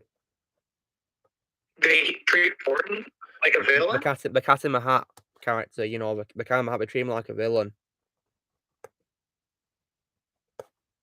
I don't know. I thought it made sense because it's like he's just stirring up. Then again, I enjoy the movie not as a piece of art, but as just something just to watch. It's like it's so bad. It is bad, yeah, really bad. Like it's kind of like The Room for me. It's like it's horrible, but that's why I like it. So when it comes to watching so when it comes to tomorrow, guys, I'll be filming the next episode or the movie didn't need a sequel. What I'm talking about why RoboCop didn't need any sequels first. RoboCop. I agree with that. It did not need a sequel at all. Yeah, I'm filming my video for that tomorrow, guys. Then I'll be filming the opening for my and Robin Trash Talk, of course. You know, they'll be rewatching a movie. You know, speaking of RoboCop and... Yeah, what about it? Did it need a remake? I don't think it needed a remake. No, I think it's better on its own. I mean, I haven't seen any of the original. I've seen the remake. Well, I reckon the original, in my opinion, is far more superior. I enjoyed the remake without the context of the original. So.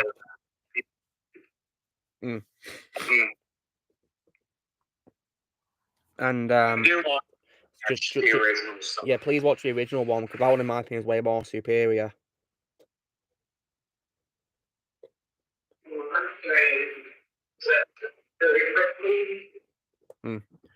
And so, yeah, RoboCop is not, you know, a PG character. He's supposed to be, you know, like R-rated, isn't he, really? Yeah.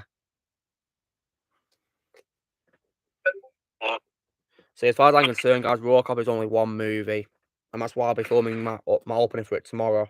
You know, they need a sequel.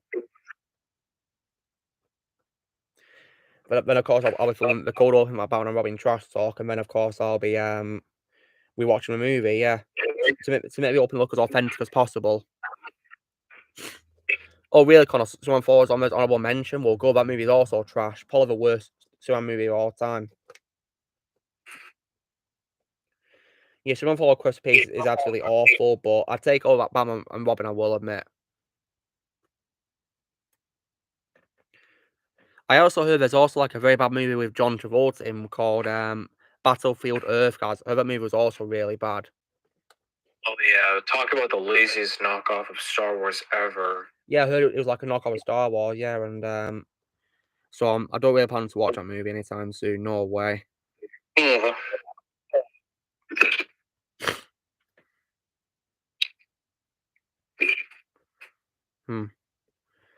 Yep, you're fired. That's what Dick Jones. That's what the old man says to Dick Jones. Yeah.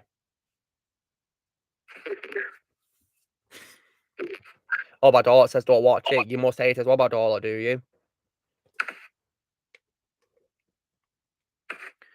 And when it comes to, you know, how I know about these bad movies, guys, there's actually like a website called Awful Movies Wiki. So yeah, if you go into that, guys, it's like Wikipedia, but dedicated to, you know, movies with bad reviews, guys. So I'd reckon you go check it out to see what was there. Really, Connor? So Battlefield Earth was number 2 after The Room. Wow.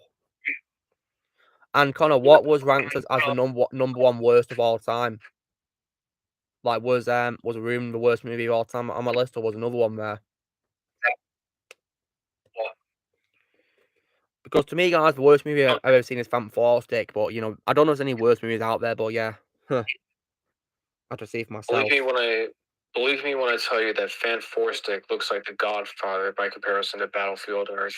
Really? Well, that's definitely saying something, because in my opinion, the Godfather trilogy is one of the best trilogies of all time. Yeah. So therefore, even though I'm pretty sure you already said you didn't, if whenever you watch Battlefield Earth, you can reflect on your experience with that movie, and you can reflect on your experience on Fantastic, and be like, you know what? Fantastic was shockingly way better than Battlefield Earth. Well, wonder what I'll think of it if I ever do see, but I don't plan to watch it, no way. Yeah, that's the right choice right there. Yeah, I'm not going to watch it, because I don't really want to see a bad movies, really. I'd rather see better stuff, to be honest. Really, Connor, so watch Mordred hates Batman and Robin and more comment about Annihilation more than Fantastic. Goodness me. Well, I think Fantastic is worse than Batman and Robin, because in my opinion, it's the worst superhero movie of all time.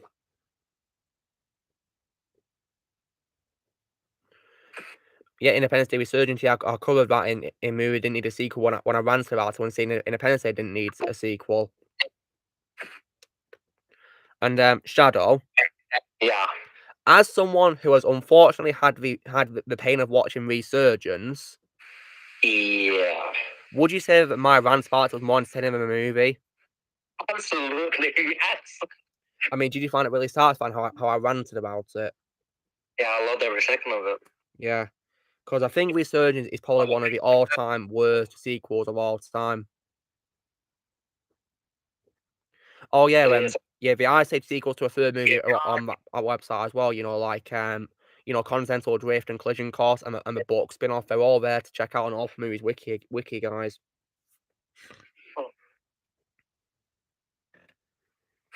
Yeah.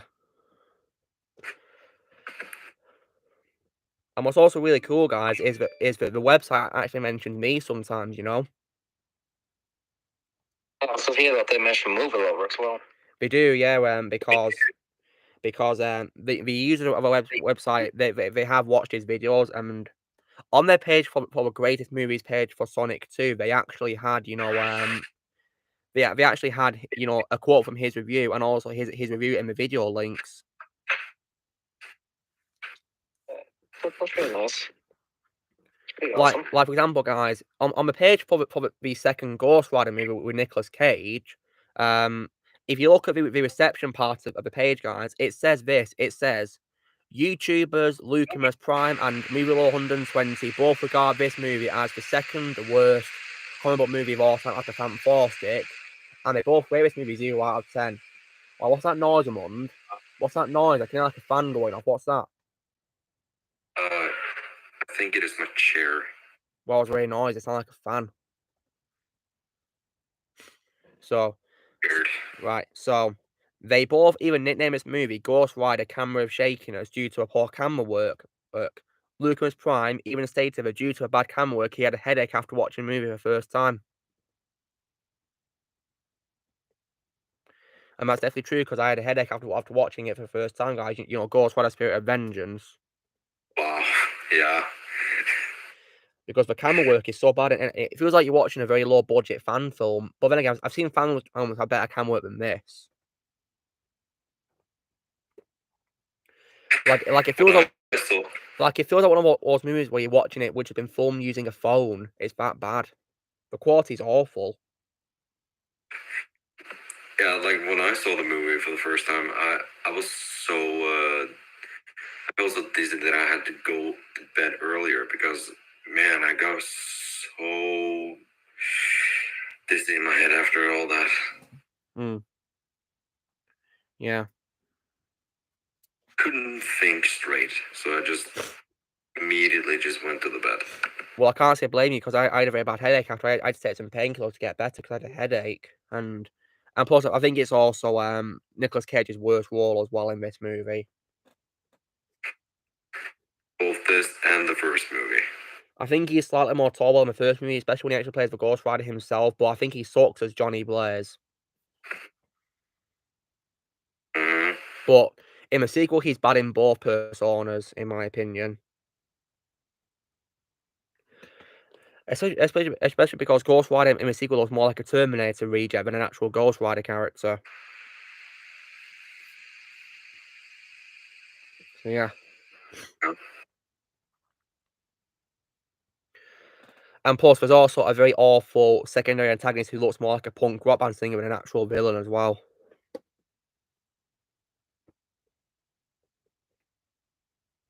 But yeah, it is definitely a nice privilege how, how the website mentions me several times in it, which is pretty cool. And if you guys check out the greatest movies page for Spider-Man 2, it mentions it's my favorite film, which is pretty cool.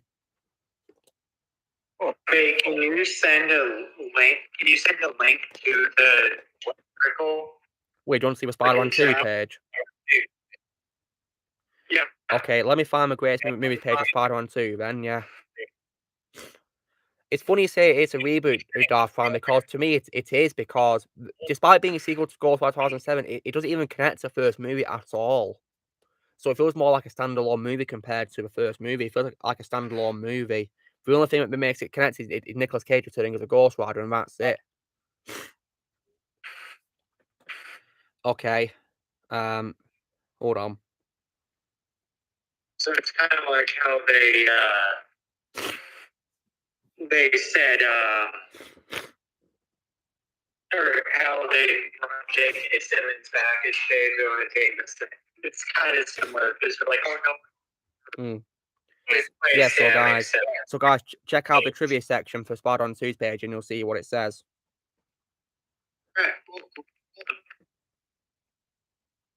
So I've sent it in our mic chat, guys.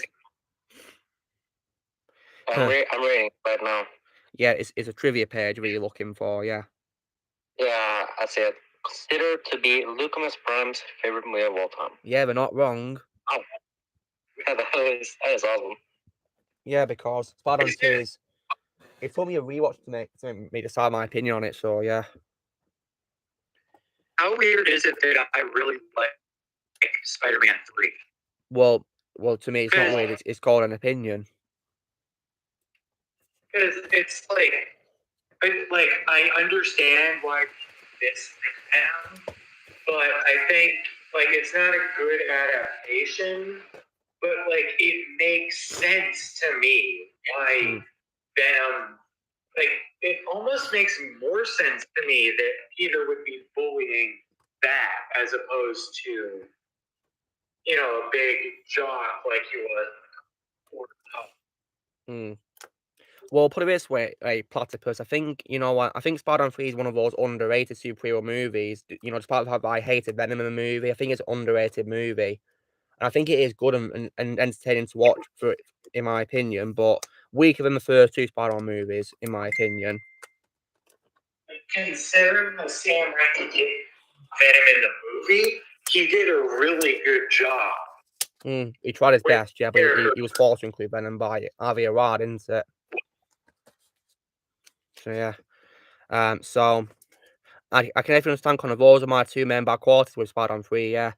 I'm doing very well, thank you, Donnie. Hope you're doing well. Yeah, tell me about it, Darth Fam. You know, they really ruined Mephisto in the sequel, didn't they? Like, and I think it's probably Kieran Hines' worst role, and in my opinion, worse than his role as Steppenwolf in Justice Week, because in my opinion, Mephisto was really bland and pathetic, really, and no one is entertaining in English Peter Fonda, may rest in peace, and plus he also says pretty bad lines too, because when he turns, you know, Ray Carrigan into Blackout, guys, he says to him, you're a little less than alive now, but also more.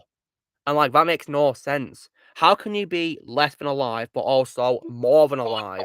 That makes no sense.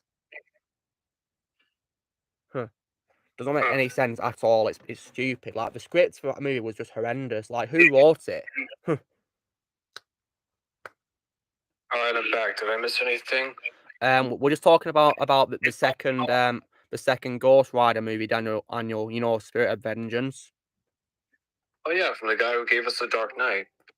I mean, what's your opinion on Spirit of Vengeance, Daniel? I mean, it's awful, but it's interestingly awful. Yeah, it is. Alexander's back with us. Hello, Alexander. Yes, hello. I know I said that I will join today, but unfortunately, I really want to go to sleep, so I feel like I'm gonna head off. No worries, Alexander, but yeah, it is nice to hear you. I hope you're doing well. Yes, I'm doing wonderfully. Don't worry, yeah. Great, yeah. I hope you have a great day, Alexander. Thank you. And I'll let you have another day to yourself tomorrow. Yeah, if you need time to chill. Well, no, I don't think I'll have too much to do or really anything tomorrow. But I don't know. Message me just in case if you want to. Yeah, I'll ask if you're free. Yeah, if you like to. Yeah. Yeah. Okay, thank you. Yeah. Goodbye. I take care, Alexander.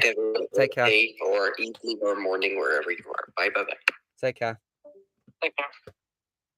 Hey, guys, I don't know if you guys realize this, but this month we are approaching the 40-year anniversary of Steven Spielberg's E.T., by the way. Oh, wow, that's incredible. Wow, yeah, I've got E.T. here. Let me get it. So it's on my, new DVD shelf, guys, I've put up. Here it is. E.T. There it is, right there. Yeah.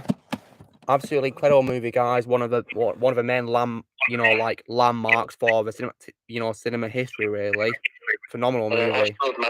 Absolute masterpiece. Yeah. I especially, of course, love John Williams' music as well. Yeah.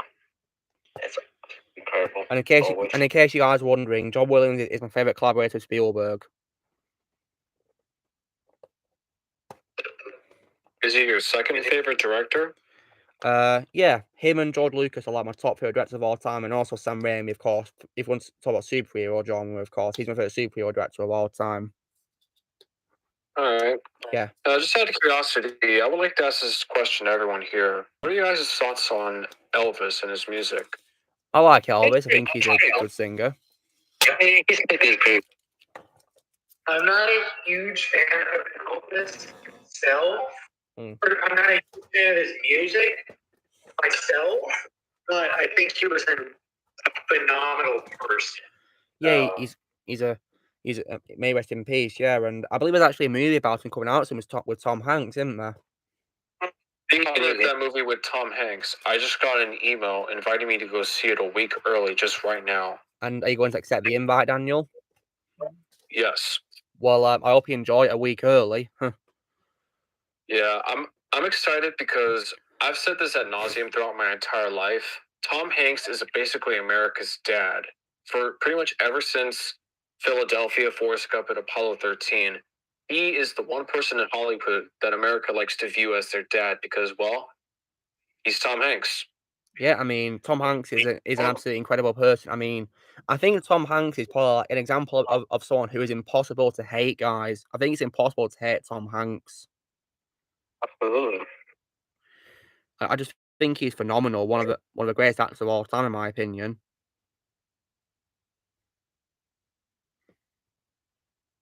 I do have my if I could say one thing about the Elvis movie, the top two contenders for the movie, one of them was Miles Teller, and the other one was the guy that they got, a man by the name of Austin Butler. And for me, I don't think Austin Butler is going to be a bad choice, and I'm sure he's going to get an Oscar nomination. For whatever reason, I've always just imagined Miles Teller as as Miles Teller as Elvis. A lot more than Austin, because in my opinion, Miles Teller has more of the physical appearance as well as the facial structure of Elvis more so than Austin. But you know what? We'll see what happens. Yeah, we'll see, won't we? Hopefully he'll do well, won't he? Yeah, I know for certain that.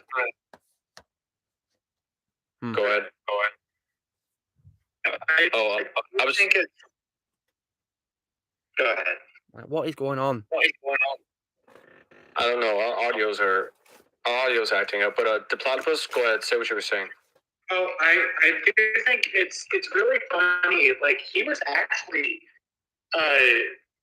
Elvis was an evangelical Christian, and a lot of the evangelical Christians of that day were appalled by his dancing. It's like that's really not that bad. Like you compare it to what we have today, that's absolutely nothing. But he also, the people who say that he never died because he served with the CIA before, like, okay, what would he have to gain by faking his death? You change your mind the worst. I mean, you've seen his Coraline, Donnie. Well, I can understand why, because it is a pretty scary movie. But yeah, so I think it's the worst one you've seen. I still have PTSD from when I first saw the movie in the theater back in 2009. Well, you can understand, can't you, then, Daniel? You definitely understand, don't you? Yes, I do understand. Yeah. Well, Rex, I don't like Fortnite, so yeah. I don't like Fortnite either. Yeah, I don't understand the hype for it. Probably because it's aimed for a younger demographic than we are. That's the reason why we don't like it. Yeah.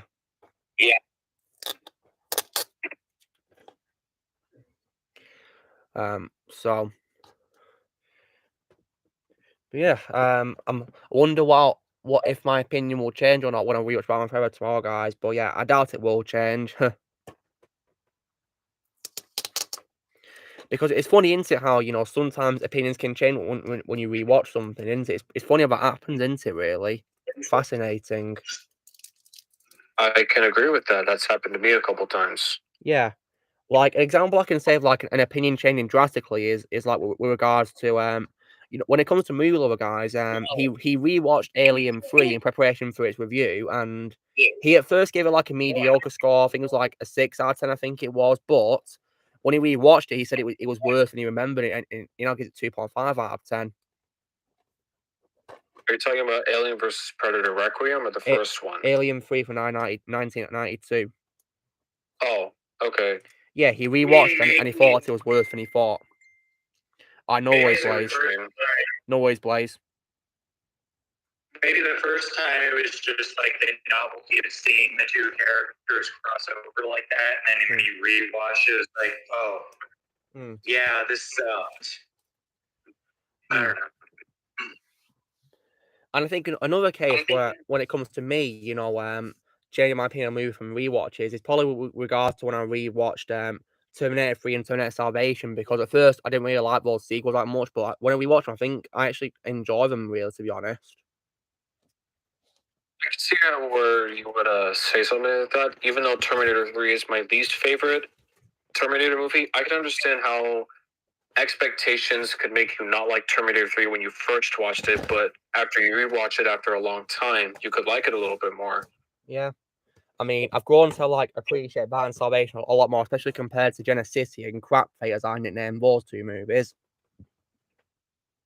Yeah, because apparently the last one, like they kill off John Connor because he yeah, they do.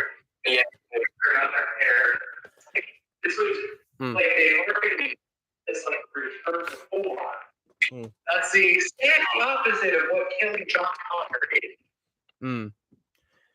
And I think an example I could say of like a movie that, you know, I've grown to not like the more and more we watch is probably, unfortunately, probably going to be Toy Story 4, guys, to be honest.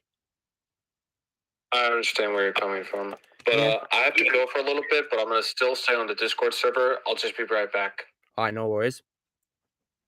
So, yeah, because Toy Story 4, it should have stopped. They should not have made it. Yeah, Toy Story 4 wasn't necessary at all, in my opinion. 3, in my opinion, would work the perfect ending. Like, the beginning of the first movie, you know, it has like the clouds painted on the wall, and then the last shot of the third movie is basically the same thing, but with an actual cloud. It's like it's clearly a bookend.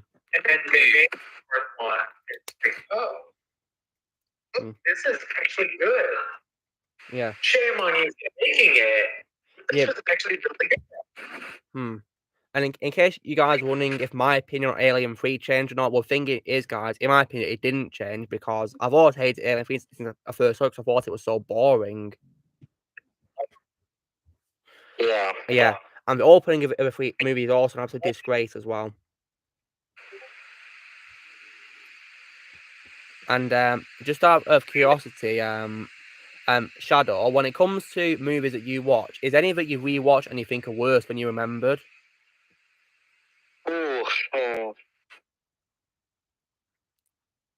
Actually, I can't think of any.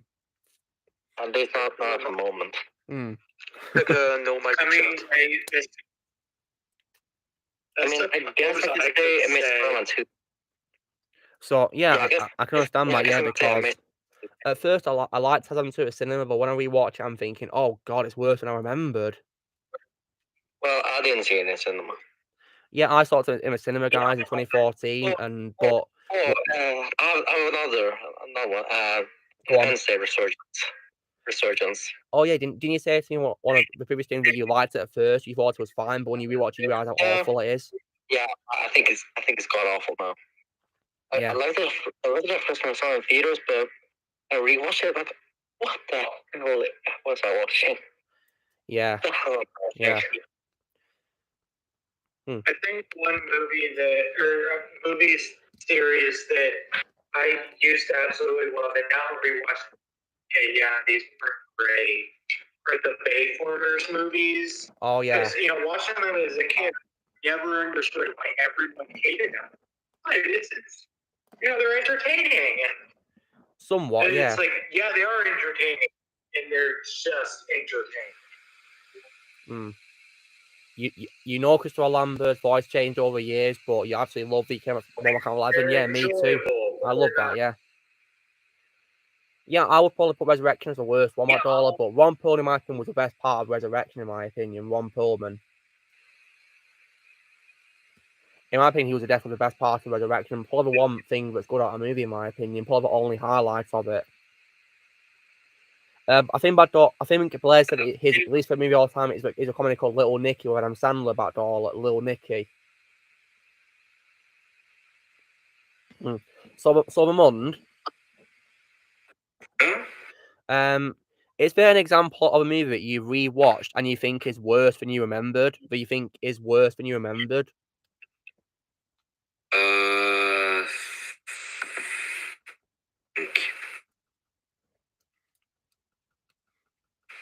Let me see.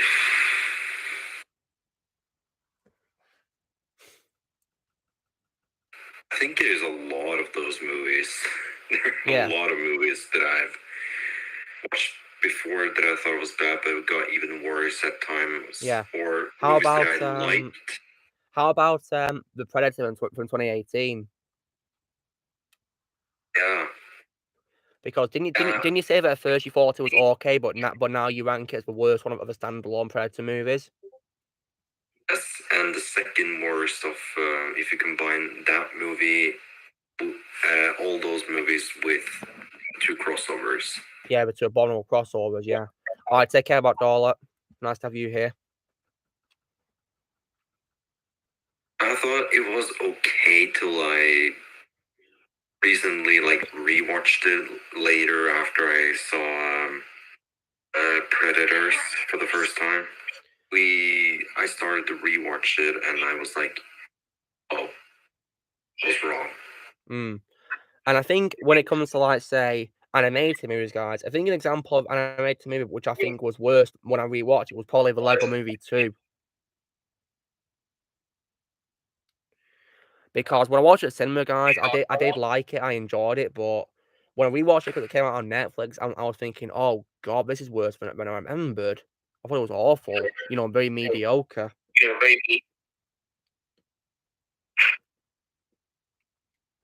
And it's probably the only one that I don't plan to buy, guys, because I do plan to buy the Lego Ninjago movie on DVD soon. But yeah, I'm not buying the Lego Movie 2.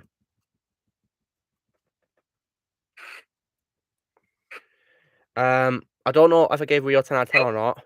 Let me check if I've rated it before, because I've seen both the films, guys. I like the first one the most, but I hate Rio 2. I think I made told Blair's my rating of it. Where is it? Hold on.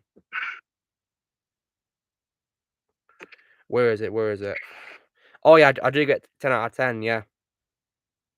Whereas I think I give Rio 2 5 out of 10. I think I give Rio 2 5 out of 10. No, my chat, Blaze. Wow, what you posted? I need to go and check out what score I gave Rio 2 when I reviewed it in the movie chat here. There's somebody Toy Story 4, Blaze. Yeah, you're not wrong there. Yeah. So, Blaze, would you say that rewatching Rio 2 made you think it was worse than you remembered when you first saw it? Yeah, indeed. Yeah. So, so Blaze, did you rewatch it after you first saw it when you told me about it? You thought it was pretty bad.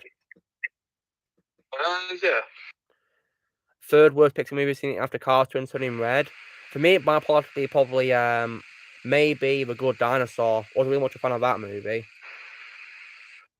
Did you know there's a Disney ripoff of Madagascar? Yeah, I heard about that movie. Yeah, I don't really plan to watch it anytime soon, but I might do. But yeah, I saw A Good Dinosaur this week, guys, and I thought it wasn't really that good, to be honest. Was it better than Brave or something like that? Well, I've not even seen Brave in its entirety because I shut it off early because I thought it was boring. Yeah, it's a messy movie. Oh no! What the hell is the boss thing doing on Netflix? Is it the show, Blaze, or is it the actual movie? Yeah, Back in the Crib. Oh, the show. Oh God. Yep. Yeah, I believe they did a Netflix show about the movie, but thankfully Alec Baldwin's not in it as Templeton though. It's JP Carl who voices Tim Templeton. One movie you enjoyed at first, but you thought later was crap was Shark Tale. Oh, really? Well, I watched Shark Tale. I actually really like Shark Tale. I watched it for the first time on Netflix, Dark Prime, and I hated it. I think it's the worst Dreamworks movie of all time. I actually really enjoy Shark Tale still. Worst Disney movie I've seen. Well, do you mean like live action or animated? What do you mean? Because there's loads that I think are awful, like the Star Wars sequel Trashology by Disney, and also the remake of The Lion King. I absolutely hate it with a passion, and of course when it comes to animated territory, I of course hate Cars 2 and Turning Red, and so yeah, Ozzy's here. Yeah, I'm back. Welcome back, Ozzy. Nice to have you here. Yeah, just got off on Netflix. So how? Daily V is on Netflix. Oh, really? It's on Netflix for me. Hey, Mula, what's up? Hope you're doing well. He's in the chat, guys. Yeah, I'm not sure if he can join voice chat or not, but yeah, he's here in the comments. Hi, movie lover. If you can hear me. Yeah, I think he can hear you. Hopefully. Yeah, I can't check right now. It was going well. Good, movie lover. And I definitely enjoyed your video you did earlier about underrated sequels. Movie lover. It was definitely very good to watch. I will be checking that out later. Check that out, actually. Yeah, do. It's a very good video. Yeah, I can see in the thumbnail, The Lost World and Home Alone 2 are on there. Yeah, but lots of very good choices on there. The Matrix. Yeah, the 2 sequels, yeah. And Moolalink, I got more DVDs as well, as I've already told you. So you can find them if you check back on the stream. But yeah, but you were pleased to know that one of them I got was a Blu-ray of Speed. So yeah, I got that on Blu-ray. So you're probably really happy about that. Check your playback when I get back home. And in terms of collections, movie lover, I got the Richard Donner's Lethal Weapon movies. The first 4. So yeah, I think they're great movies, and they definitely help. They definitely helped me further cement my love for Richard Donner as a director as well. Okay, I found out my score. I found the score of what I gave Real 2. I gave it 5. Yeah, same as me. Yeah, you'll probably enjoy Movie Lover. You'll see what you think of them. Oh, and as well, Movie Lover, I also got the first few Men in Black movies as well, and I don't plan to buy international anytime soon, because that movie has no reason to exist.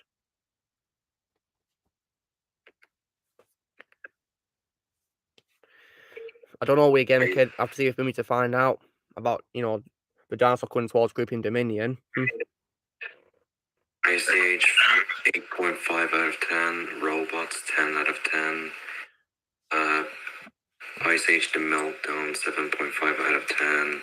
Ordinary Who, 4.5 out of 10. Dawn of the Dinosaurs, 8 out of 10. Rio, 7 out of 10. Financial Drift, 4 out of 10. Big, 3.5 out of 10. Bill 2, 5 out of 10. The Peanuts movie, 10 out of 10. Pollution Course, 2 out of 10. 6 out of 10 to Ferdinand. And Spies in Disguise was gave it 9 out of 10. Good scores. When it comes to Blue Sky, guys, my top 3 films by them would have to be Robots, Ice Age 3, and Spies in Disguise. Those are my top 3 Blue Sky movies of all time. I love Thingy. Robots. Favorite movie. Yeah, is that your favorite too, Blaze? Yeah. Yeah, same here. I love Robots. Great movie. And I've been rewatching a lot of Robots because that movie is extremely funny. It is, yeah, and very underrated. Well, probably my opinion, the most underrated anime movie of all time. I'll be right back. I have to run some errands. No worries, Ozzy. My top 3 favorite Blue Sky movies are Peanuts movie, Robots, and Spies in Disguise. Worst Blue Sky movies, in my opinion, is Ice Age, Continental Drift, Epic, and Ice Age Collusion Course. I don't really know movie lover. I have to watch all the films by Blue Sky because there's some I've not seen yet because I've not seen Horse and Here's a Who yet, or but I think there's probably some else they've done which I've not seen either. Like the Peanuts movie, I've not seen that either. Okay, so I know you've seen all the 5 Ice Age movies, and yeah. So I could probably include them in my ranking. Yeah, I mean, I gave the third one 10 out of 10. I gave the first film 9. I think I gave the third one 8. No, sorry, the second one 8. Yeah, I think the fourth one I gave I think it's like 5. I don't bloody remember. The fifth one I think I gave 4. I need to remember from my ranking video, and I give Buck Wild, even though it's not even by Blue Sky. I think it's like 2 out of 10. I think something like that. I don't. But yeah, that movie doesn't count because it's by Disney. Remember, you said that you saw Ferdinand. So, yeah, I saw that. That was definitely a very good one. One of their strongest ones. I think the only ones you haven't seen yet, I think, is only Horton Hears a Who and the Peanuts movie. Was 2, yeah. Want to watch them. Yeah. Ferdinand was definitely very good. It's definitely my favorite voice for John Cena as well. And his name is Ferdinand. That is my favorite voice for all of them. I gave Ferdinand 8 out of 10. And how about Epic? Let me see what I gave Epic, because I thought that wasn't a really good movie in my opinion. That was pretty boring. I gave it 3.5 out of 10. I gave it 6 because I thought it was just, mediocre, really disappointing. I just really hated it. I mean, I thought it was boring as hell. I mean, simply put, it's not epic. I mean, it is really cool to see Blue Skies do something different. Like, the animation looks like more serious. Like, it looks more like a serious movie. But that doesn't stop the fact that this is the most generic stuff that they could ever come up with. Oh, yeah, and Movie Love, if you're still here, I also got Smoking Aces as well. Smoking Aces. What movie which has a serious Ryan Reynolds role, guys, and plus, you know how Smoking Aces 2 is actually a prequel to the first film, guys? Well, and not even properly connected at all to the first film, then I'd love it if they did a proper sequel to Smoking Aces, because in my opinion, Smoking Aces is very underrated and does deserve a sequel. Smoking Aces. But yeah, in case you're wondering, guys, I think Rio is my 4th favourite Blue Sky movie. First Rio movie, that's my 4th favourite. I can post my ranking of the Blue Sky movies in the mic chat. And yeah, Rio 2 was a big disappointment. I gave it a 5 out of 10. Okay, here we go in the mic chat. You will find my ranking. Boom.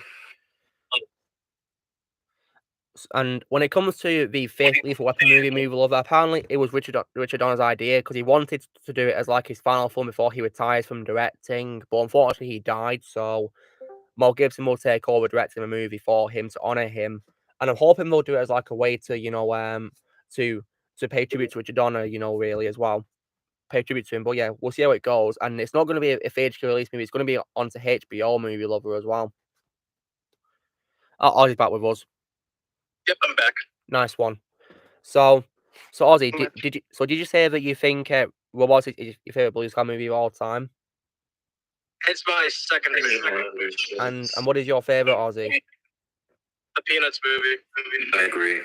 Cool. And what about Sony? For Sony, my number 1 favorite is Spider-Man Into the Spider-Verse. Absolutely, no question asked. But yeah, my top 3, of course, by Sony, as I've said, are things like, my top 3 is Spider-Verse, Mitchell vs. the Machines, and Cloudy with a Chance of Meatballs, the first film. Same here. Yeah. Those are my top 3. Yeah, I love Cloudy. I love Cloudy. My top 3 is Spider-Verse, Mitchell's. The Mitchells versus the Machines, and Cloudy with a Chance of Meatballs. Same as us, yeah, that's cool. My 3 least favorite Sony Pictures animation movies are, let's see, Smurfs, the first movie, Open Season 3, and Surf's Up 2. Yeah, Surf's 2 absolutely sucked. It's not even a proper movie. It's just a sports commercial. Which one in the afterthought you think I'm gonna be playing with someone? I've never raged so much in my entire life for watching that movie.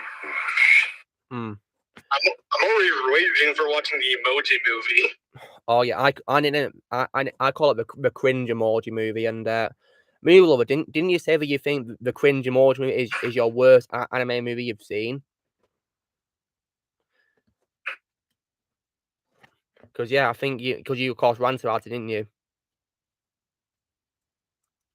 If someone like gave me a Blu-ray copy of it, I would have taken my sledgehammer and smashed it. I can't say I blame you. In case you guys were wondering, I have seen the Smurfs, the first movie, and I thought it was boring as hell. Hated it. I don't like both of those movies. I just find the second one a little bit better because, yeah, well. I think probably the only best thing about the Smurfs movie was Gargamel, and that's it. That's literally why none of the Smurfs movies for me have a 0. Gargamel's the only good thing. Yeah. Cresselia is the only good thing about these movies. Yeah, Mulo confirmed it, yeah. And when it comes to open season, guys, which of course started the Sony animated franchise, in my opinion, you know, the first movie did not need any sequels at all, the first movie. And in my opinion, the most tolerable out of the sequels is the fourth one. Because that one, in my opinion, had the best connection to the first movie. The others did not. And of course, one thing that also really annoyed me was also the constant recastings. But it's really funny, though. Oh, like, Susie's here. Hello, Susie. Keep continuously forgetting that the open season movies happened. Yeah, I think it's best you forget they exist, yeah, because they're just abominable, really, the sequels to a first film, and so yeah. And Movie Lover, I'd also recommend for you to avoid the Surf's Up sequel, because that movie is abominable, the Surf's Up sequel. I remember when I told Shadow about the recasting of open season. He laughed. I cannot stop laughing. And it, like none of the actors wants to be part of these movies. In the second Smurfs movie, they made Neil Patrick Harris's character very unlikable. Well, I'm not going to watch the second movie. I'm not interested in watching Smurfs 2. Don't watch it. I'm not going to. I'm not going to watch it because I didn't like the first one. Thought it was boring as hell, apart from Gargamel scenes. And yeah, oh yeah, I definitely hated Cloudy 2. That movie sucked as well. I think it's sort of similar comments to Lego Movie 2 as well. There's something I can say about Smurfs 2 is that I think it is just a little less terrible than the first movie. That's all I say. Yeah, but did they make Neil Patrick Harris's character unlikable in the sequel? No. No. Well, Movie Lover thinks they did. Well, in the sequel, he says they made Neil Patrick Harris's character, you know, very unlikable in the sequel. I didn't like him in any of those movies anyway. Oh, wow. Me either. I didn't like that I mean, it is really funny that I don't have the right word. I can't talk. And plus, what I hate about Cardi 2, guys, was that, you know, I think the villain of a movie called Chester V was just a knockoff of Vector from Despicable Me. And also, as well, he also rehashes the cliche from Up about the idea of, like, someone who you're a big fan of being the villain. Like, you know, Charles Muntz was a villain, despite Carl Reynolds being a big fan of him. It rips off that cliche, really. And at least they just hinted it at the beginning of the movie, and they just didn't do it at the last minute. It was just so stupid how they just copied that cliche. And also, they also wasted James Caan's character as well in the sequel. Because of the money, you know the father of Flint of Flint Lockwood in the films. Yeah. He's voiced by James Caan. Is he? Yeah, but obviously, guys, my favorite role of James Caan is Sonny in the Godfather films. You know, the first one and his cameo into the sequel. I agree. Yeah, he's phenomenal as Sonny. He was fantastic in that. I do also love him in Elf as well. And he also has a cameo appearance in Family Guy as well as himself in the Empire Strikes Back parody episode. Oh, yeah. I love that episode. Yeah, me too. I love the Star Wars parody episodes. Yeah, I think something Dark Side is my favorite Family Guy episode, to be honest. It was really funny. I used to have a DVD, but the disc broke. But yeah, they are really funny with Star Wars parodies. Wait, for what? You know the Family Guy Star Wars specials, Ozzy, which party with Star Wars trilogy. Yeah, they're really funny, aren't they? They really are. I used to have them on Blu-ray, but I lost them. Well, mine paper I was talking about broke, and I've lost one. I have to Blue Heart. It's a trap. Ouch.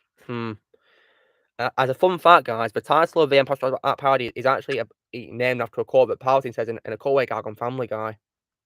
Yeah, I know. Yeah, which is pretty cool, you know. something dark side. Something complete. Yeah. So, and in case wondering, guys, I'll be covering Cloudy in Movie Didn't Need a Sequel as well, and Surf's Up as well. And also Transylvania 3 as well. And plus, guys, I also as well saw the first of the Angry Birds movies as well recently as well. What do you think of it? I thought it was just, you know, in the middle really, but there was one scene that I thought was absolutely disgusting and revolting. I think I know what it is. Yeah. I know what it is. Yeah, it involves a mighty eagle, guys. Yeah. Okay. Like, I mean, I've seen you talking like about. it was disgusting how it went on for so long as well. Oh my god. It wasn't even funny at all. I didn't really find the movie very funny either. I mean, the voice acting was good, and the animation is also very good and very, you know, realistic. But I think the movie was just mediocre, really. But yeah, I've heard of apparently the sequel was better, so I'll be sure to check out see what I think. Oh yeah, what'd you think about when you got rickrolled? I thought, okay. Yeah, like I almost said SOB in the theaters for some reason. This was back when I was a lot younger, and I thought rickrolling was annoying, but nowadays I don't. If I watch the second one, but not the first one, then I won't miss anything. Well, okay. So basically, the first movie has no impact on my franchise, does it? Okay. But yeah, if my friend's parents weren't there, then I would have said it out loud. I think my favorite voice in that film was probably Danny McBride as Bomb. I think he's probably the only character I tolerated in the movie. You know, Danny McBride as Bomb. Yeah, the Black Duck. One of its lords. Yeah. And plus, guys, I also think I think the pigs also weren't that menacing either. To be honest, the pigs. They aren't that menacing in the games. But they're supposed to be villains, and you know, like, not even that good. I mean, at least they still fought them with a slingshot. But what's also weird is in the games, you know, the birds don't show like, you know, arms and legs, do they? Whereas in the movie, they do some have arms and legs, and like, you know, they're not human. So that was unfaithful. So many questions. Hello, Liv. Nice to see you here. Hope you're doing well. So yeah, I have so many questions about that movie nowadays. The movie's very questionable, especially because like one disgusting scene that I dare not say. It's it's inappropriate. I pretty much prefer the sequel instead of Angry Birds movie 2. So Angry Birds 2 is an example of a sequel that's better than the original, is it? Wow. Cool. Most people. And I think the movie was just unfaithful to the games as well, very unfaithful. Yeah, pretty much. Yeah. And like, but then again, in the games, they don't even explain how they got the slingshot in the first place. So technically speaking, it is a prequel. What's also dumb is like the fact that Bomb doesn't even blow up himself when he blows up. He's still there somehow. Unlike the games where he just blows up, doesn't he? Like, doesn't really make much sense really how he won't blow up at all. Logic. Yeah, illogical, isn't it? And yeah, and I thought about Hader was really weak as the leader of the pigs. Really weak. I think he's way better as Flint Lockwood in Cloudy, to be honest. Well, he's at least better in like the sequel, at least. Is he now? That's good to hear. But yeah, I think he's better as Flint, though, to be honest. And where I place the Angry Birds movie 2, since it is a Sony movie and the first one is not, I'll consider the Angry Birds movie 2 my 7th favorite Sony Pictures animation movie. Nice. That's cool. I'll be sure to check it out hopefully soon. And plus, I also as well will. There's other Sony movies I do also plan to watch too. To complete watching the entirety. But the Cringe Emoji movie is one that I of course refuse to watch. Yeah, that movie is that is my 22 favorite Sony movie. No, Didn't you say it's like? Yeah. Didn't you say it's like your third worst? It's not the worst. I said it was. Wait, as in the Cringe Emoji movie. That it is Smurfs, Open Season 3, and Surf's Up 2. That is my least favorite movies. Oh wow! So you think Open Season 3 is it? You think is worse than the Cringe Emoji movie? Yeah. Because I definitely hated Open Season 3 because it literally had no connection whatsoever to the other films. It felt like its own thing. It was very boring as hell. That is also why I placed Open Season 2 on number 23 after the Smurfs 2, Smurfs, and Open Season 3 and Surf's Up 2. I found the fourth movie more watchable because it felt like a proper sequel to the first film compared to 2 and 3. And I think the only reason why I like 2 more than 3 is because Billy Connolly returned as his character, Billy Connolly. So yeah, that's probably the only reason why. But Open Season, guys, is an example of what a movie that did not need any sequels whatsoever. And I'll be ranking the 4 films soon on my schedule as well, just so you know. I expect me to give it a very good score though, because man, they are going to get so low scores. The first one in my opinion is just okay, really. Like, I think I give it like 6 or 7 out of 10, and because I feel like it does boast some elements to over a hedge in some areas. I think it's quite something to over a hedge a little bit, DreamWorks movie.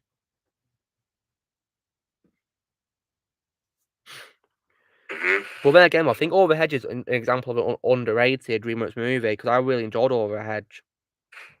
Oh yeah, I love it. Yeah. Pretty enjoyable. Yeah, and it also has my favorite voice role of Bruce Willis as well. Mainly because Thomas Hayden Church as Exterminator. Yeah,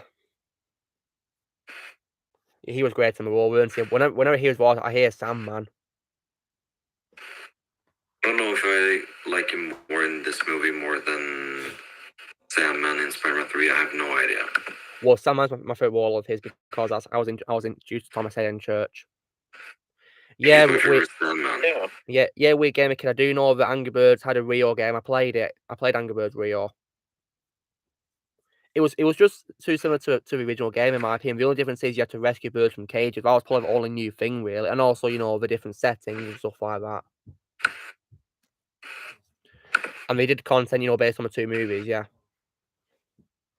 they better not do a Rio 3. I'll be very annoyed about that because if Disney do a Rio 3, it's probably going to fall into the same trap as the Wild movie did. Well, regardless, I won't even see it. I'm not going to see it either, because I've learned a lesson, guys, from watching bad sequels that, sometimes it's best to stop at a certain point. And yeah, that's why I'm not going to watch any real sequels. I'm only going to just watch a first film and that's it. I only watched it if I heard good reviews about it. That's the only reason I would watch it. Well, if it does get good reviews, I'll be a little careful. Yeah, I'll only stream it if it has good reviews. Because put it this way, guys, I'd rather waste time than waste money on a movie, to be honest. Because hey, if I watch it via streaming, I'm not going to waste my money, am I? Oh.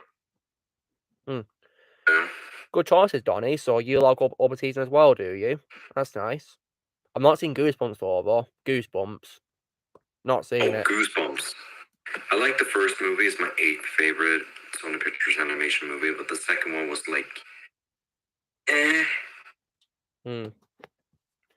might watch it because Jack Black's in it, isn't he? Yeah, he's basically the best part about the movies, even though he was pretty much wasted in the sequel because he has only 5 minutes of screen time. Well, that sucks. I mean, my favorite wall of Jack is always going to be Paul. Yeah, me too. Yeah. Ozzy, is that your favorite wall of him as well? Oh, mic issues. Ouch. Oh, no.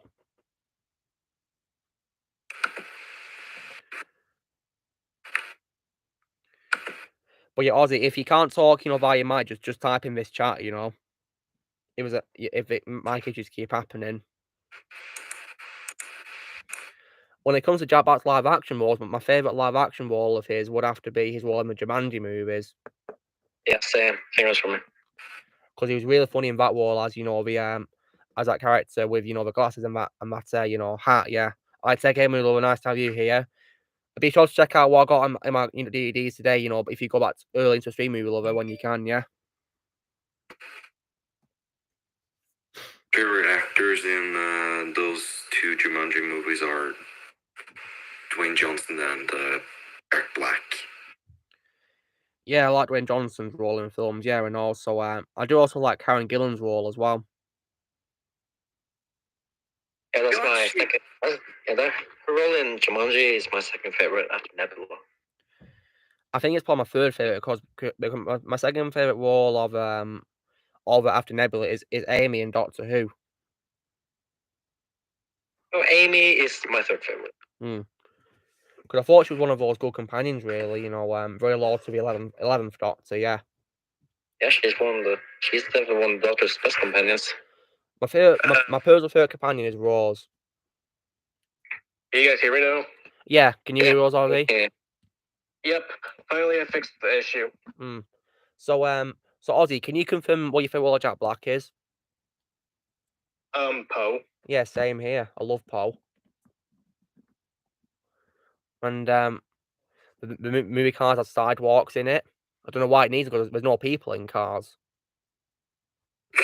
Yeah. Like sidewalks. Yeah, I think the logic of the Cars universe is really weird because what I don't get is how is there buildings in Cars? The Cars don't even have hands to build with. Basically, just live in the world where we live in. Yeah. And there's no people either in the universe. It makes no sense. That's why I find it really funny. Basically, how are cars born, basically, and how does cars have kids? Yeah, that makes no sense whatsoever. There's even apparently a dark theory, guys. There's even a dark theory that apparently there's people inside the cars controlling them. I don't think I want to know what. I don't want to know. Yeah, me neither. It sounds really creepy. Yeah, there's a lot of theories out there, but I'm too lazy to watch them. Yeah. So, Ozzy, you probably would what I got on DVD, aren't you? Oh yeah, well, let me get the stream open. Yeah, let me know when you got it open, and I'll tell you. You have a grab on my iPad. All right.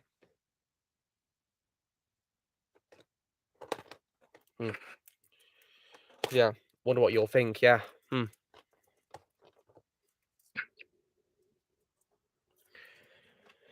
And speaking of cars, guys, my Blu-ray of Cars will be coming soon, hopefully. Okay, Blaze is playing a game with someone right now. That's why he's gone. He's playing a game with someone. Okay, I got it open. So I got from Amazon. I got Larrabee Carnage. Nice. Yeah, and then after that, oh, Blaze is here. Yeah, I'm here for a little bit, just waiting for the guy to join. All right. Then I completed my John Wick trilogy by getting, Parabellum, the third movie. Ooh, nice. Yeah. Then I got another one of my favorite movies of Keanu Reeves, which is neither Matrix nor John Wick, and that is Speed from 1994. Oh yeah.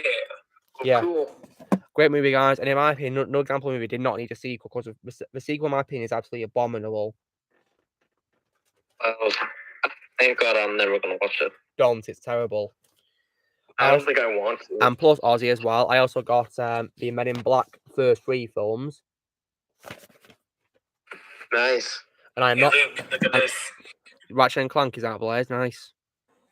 It's a remake, but I'm not sure. It's based on the movie, I think. I'm not sure. I see. Plus, I also as well got the Lethal Weapon movies by Richard Donner. Cool. And plus, I also as well got one of my favourite comedies of all time and one of my favourite Adam Sandler movies, which in my opinion is a movie which is overhated, and that would have to be Grown Ups. I agree 100%. Yeah. I actually like the first movie a lot. Yeah. The sequel in my opinion is weaker and unnecessary, but still has its moments in my opinion. Nice. Oh my gosh, give me a heart attack.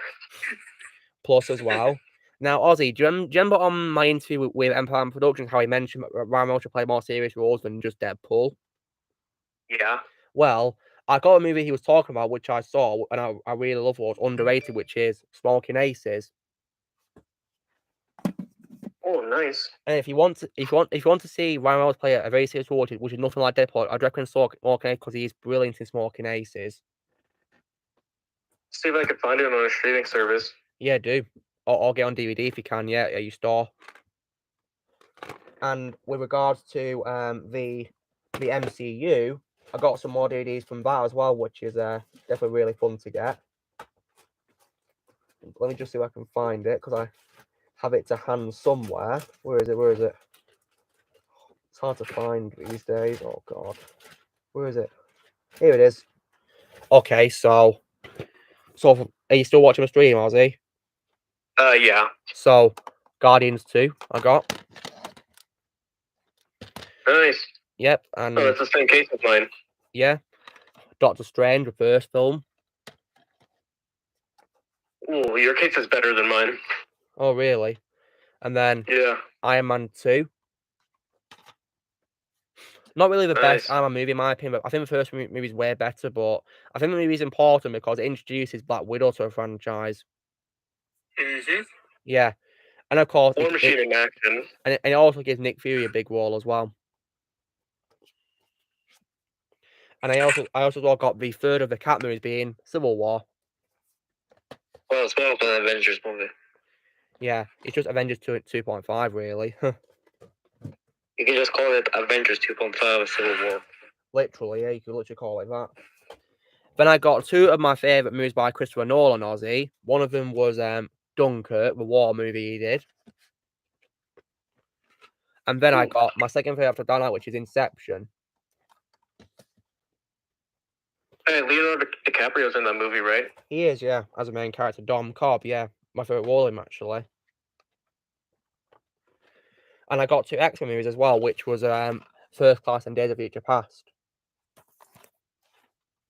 Oh, nice. Yeah. And gotta try to get Days of Future Past. Yeah, do absolutely. I also as well got one of my favorite Jim Carrey comedy movies of all time, which is Dumb and Dumber, the first film. Yes. Yeah, do not need any sequels whatsoever, in my opinion, as well. And plus, I also as well got a two-parter, which is my favorite Tarantino movies of all time, which is Kill Bill. Oh yeah, Kill Bill. And also another one of my favorite Jim Carrey movies of all time, which is The Mask. Oh, I love that movie. Yeah, it's great. And it also an example of a movie we didn't need a sequel either, because I know there was a very bad sequel called Son of a Mask. Thank God I will not watch it ever. I am never watching the movie. Yeah. And then I also got two zombie movies, guys. One of my favorites of all time by director Danny Boyle, which is 28 Days and 28 Weeks Later. I've heard of that movie. Yeah, they're very good movies in my opinion, two of them. And I think 28 Weeks Later deserves a sequel. I also as well got another movie, which in my opinion also deserves a sequel, which is a movie by Neil Blomkamp, which is District 9. Oh yeah, I've heard of that movie too. Yeah, I definitely recommend it. It's phenomenal. I also got as well what is, in my opinion, a very underrated superhero movie, which is not by Marvel or DC, which is Hancock.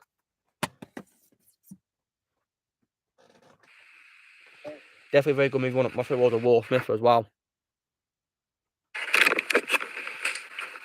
And finally, Ozzy, to cap it all off, I got a a box set of 3 films, and thankfully this movie did not include an abominable reboot. And these films I got was none other than na na na na na na na na na na na na.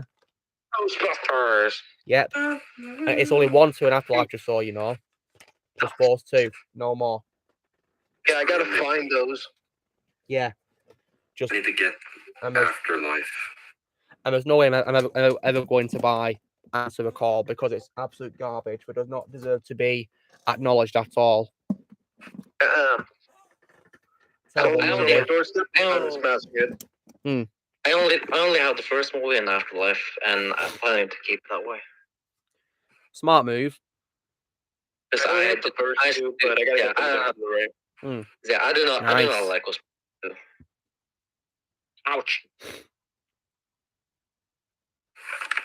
For me, Afterlife is the only sequel. Yeah. Afterlife is definitely the true sequel to the first film, yeah. And Ghostbusters 2, I got because I can tolerate it more than Answer the Call, definitely.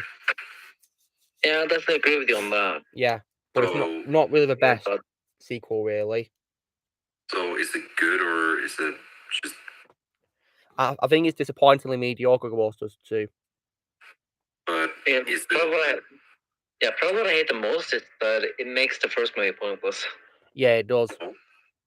Okay, I have them both right here on DVD. I'm gonna get them again on Blu-ray. Nice. I have them on Blu-ray.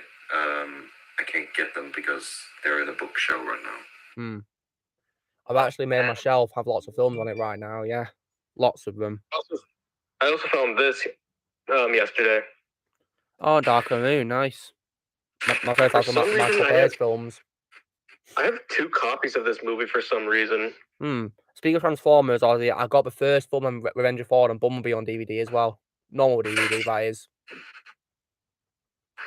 Nice. I have the first 2 in the other room of the house that I don't feel like grabbing right now. That's nice, Mond. Then, believe it or not, I do have Age of Extinction, but I don't know where it is, and I don't feel like finding it. Yeah, I mean, I found it a couple of days ago, yeah, and I thought, oh, God. Yeah, and I am not getting The Last Night. I'm getting that out of the way. Yeah, I refuse to buy it. I'm not buying that movie. It sucks. It's the worst one. But I gotta find Bumblebee. Yeah, I got Bumblebee yesterday as well. Yeah, I got that. Yeah, then look what I also found. Oh, I Wimpy Kid. Nice. First film, is it? Yep, I can't find Roger Rules and Dog Days. I need to find them as well. I don't know where they are. Look what I have. Oh, nice. Is that the first X-Men movie? Cool. I have that as well on my shelf. This is the second one. Ah, X2 X-Men United. Nice. The Last Stand. Do you remember how much of a downgrade Rise of the Dark Spark is? Yeah, it is, yeah. Oh, screw that movie, man. Screw it. Way better. I like the Unleashed version more than the theatrical version. Yes, the Unleashed version, thank God for that. Oh, that's good, yeah. I think that Wolverine is very underrated.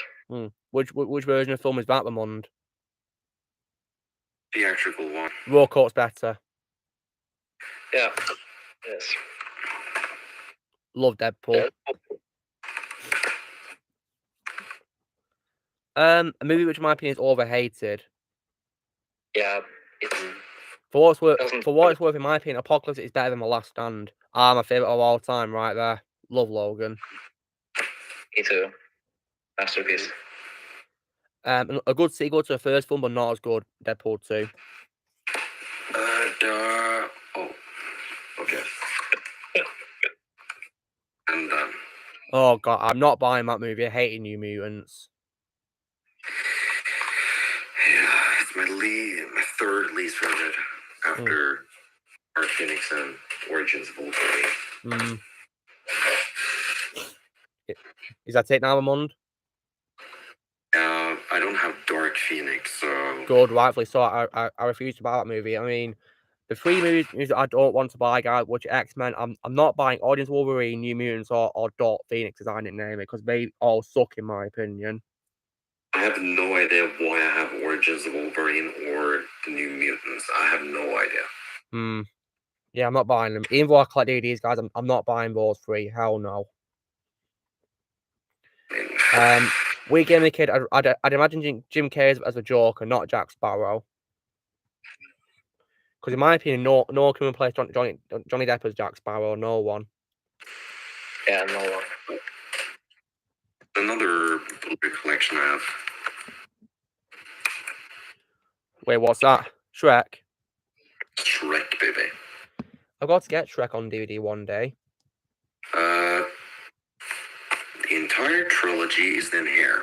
And yeah, we call it a trilogy, don't we? Because there's one film we avoid, isn't there? Yeah, here's Shrek.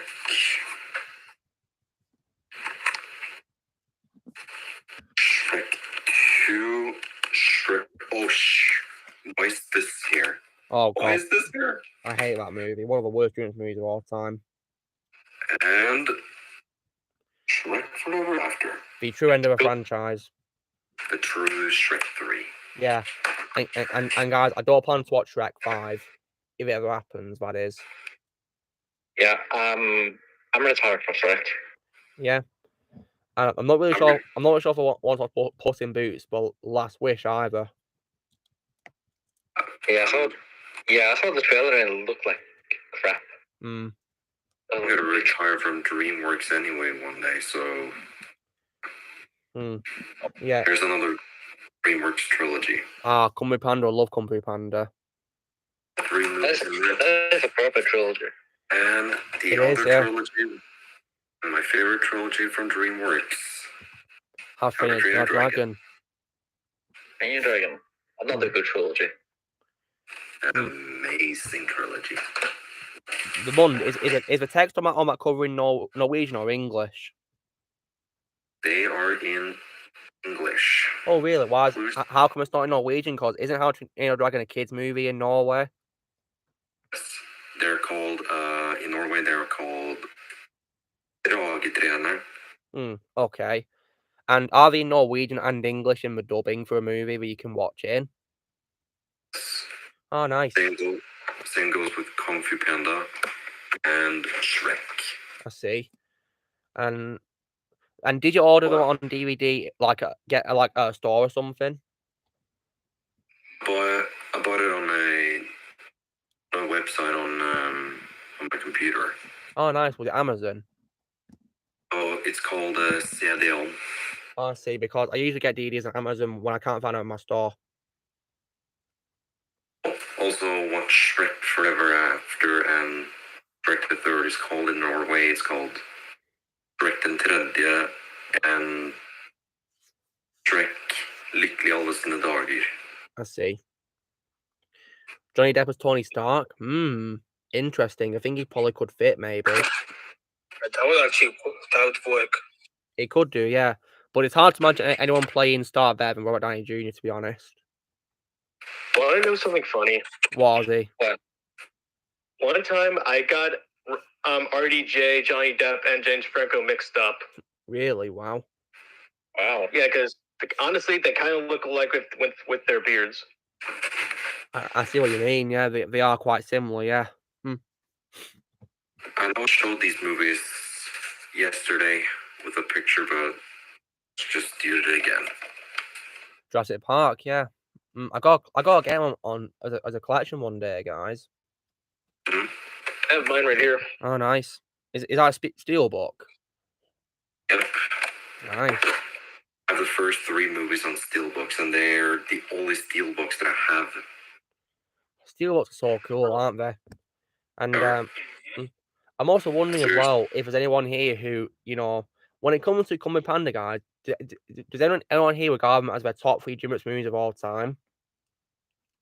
Yeah. It's one of my favorite DreamWorks trilogies. Is my second favorite, I think. Yeah. I see. I think I'll definitely say Kung Fu Panda is my all-time favorite DreamWorks trilogy. Nice. That's cool. So here's Jurassic Park and The Lost World. Even though it should be called Jurassic Park 2: The Lost World instead of The Lost World Jurassic Park. I think Jurassic Park 2 would be a way better title, yeah. And then we have this. The trash one. I hate 3. Oh yeah, I watched that movie again. And Ozzy, would you say you think it's worse than you remembered? A little bit, but my score hasn't changed. Still a 4 out of 10. What about Fallen Kingdom? Would you say that's changed? No, it's still a 5. Okay. Yeah, Fallen Kingdom, I think I don't really like much now when I look back at it, to be honest. It's just a mediocre mess. Don't copy me, Ozzy. Sorry. Yeah, please don't copy me, guys. Yeah, copycats is wrong. Okay. Wish I had decent steelbooks, but I only got them on Blu-ray. But here it is. It's that first Jurassic World movie. And here's the second one. Fallen Kingdom, yeah.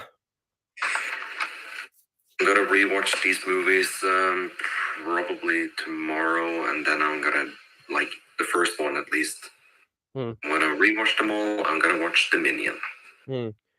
If you ever do like a Jurassic Park marathon, guys, I'm gonna skip 3. Jurassic Park 3. Yeah, I'll skip it because it's not needed. It doesn't have any impact on the franchise either.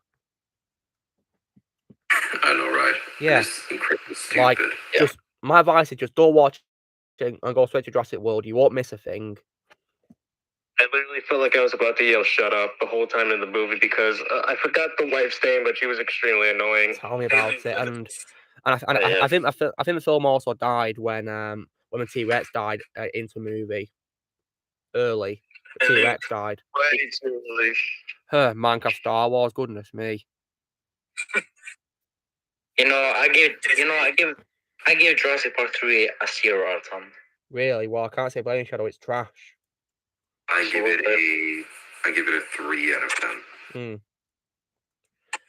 Another movie lover hates it. Now, Ozzy, before you came onto the stream, we were doing like a topic of like, where we name a movie which we think is worse when we watch it. So like, is a movie you've seen which you think is worse than the last time you saw it? Yeah. Which one? The Lazy Jedi. Oh, really? Wow, I can definitely understand that. Or the sequel trilogy as a whole. Yeah, I can understand that. Yeah.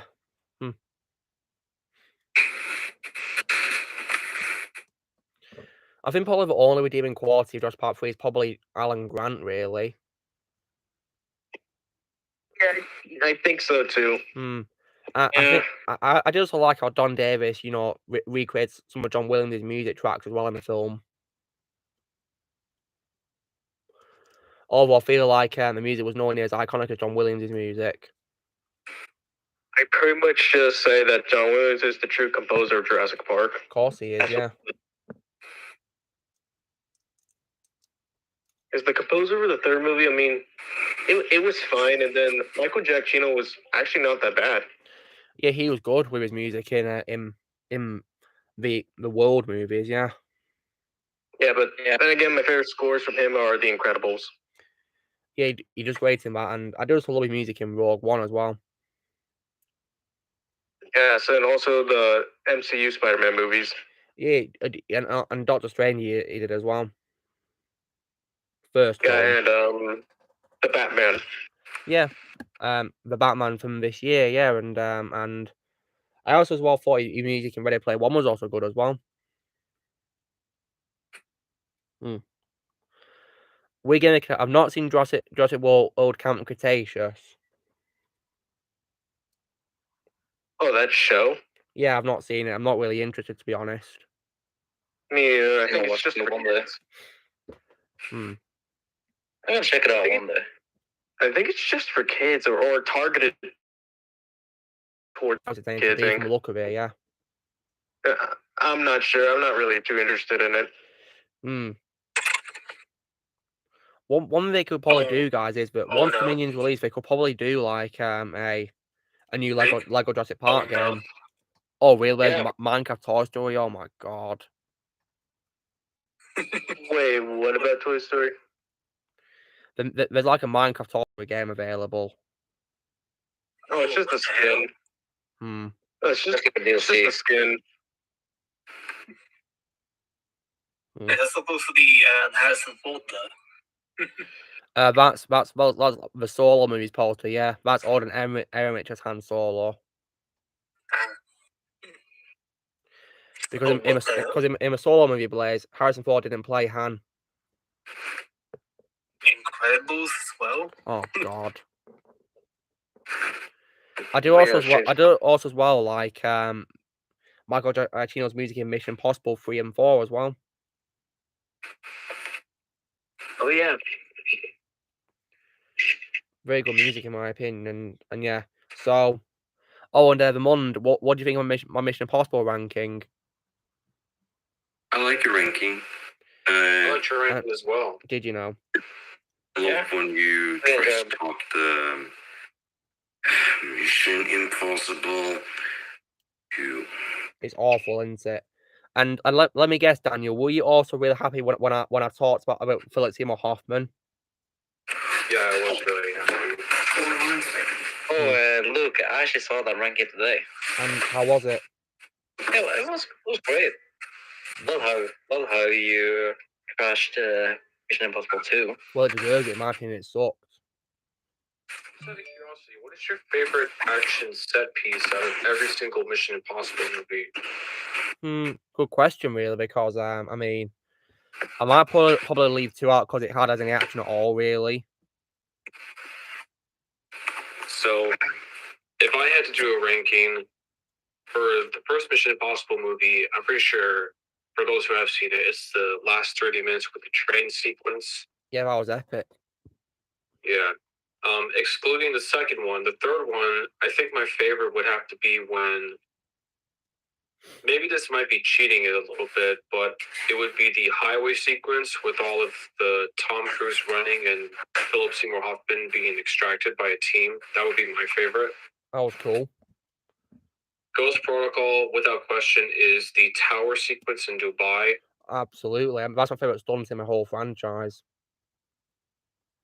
When it comes to Rogue Nation, probably the motorcycle sequence towards the middle. I suppose so, yeah. I'm not much a fan of Rogue Nation because of Alec Baldwin. And as for Fallout, I probably have to go with Tom Cruise actually tanking from the helicopter. Yeah, I mean, I love the whole final act of Fallout with, the final fight. It was definitely really good. Well, I could see that Get This Man a Shield has a Blu-ray for the first Mission Impossible. Oh, only that one. I have more. That's cool. In fact, I used to have all 6 of the Mission Impossible movies on Blu-ray, but then I gave it away to someone who lives in Canada, so I don't have it anymore. The first one, at least, and the worst one. Oh, yep. My favorite J.J. Abrams movie. Yeah, that's my favorite one of these done as well. Yeah, I agree. Then we have Ghost Protocol. Yeah, that's my second favorite. First one I saw. Directed by Brad Bird. Yeah, the same guy did Incredibles, which is brilliant, isn't it? Wait, Brad Bird directed that movie? 4th one, yeah. I didn't know that.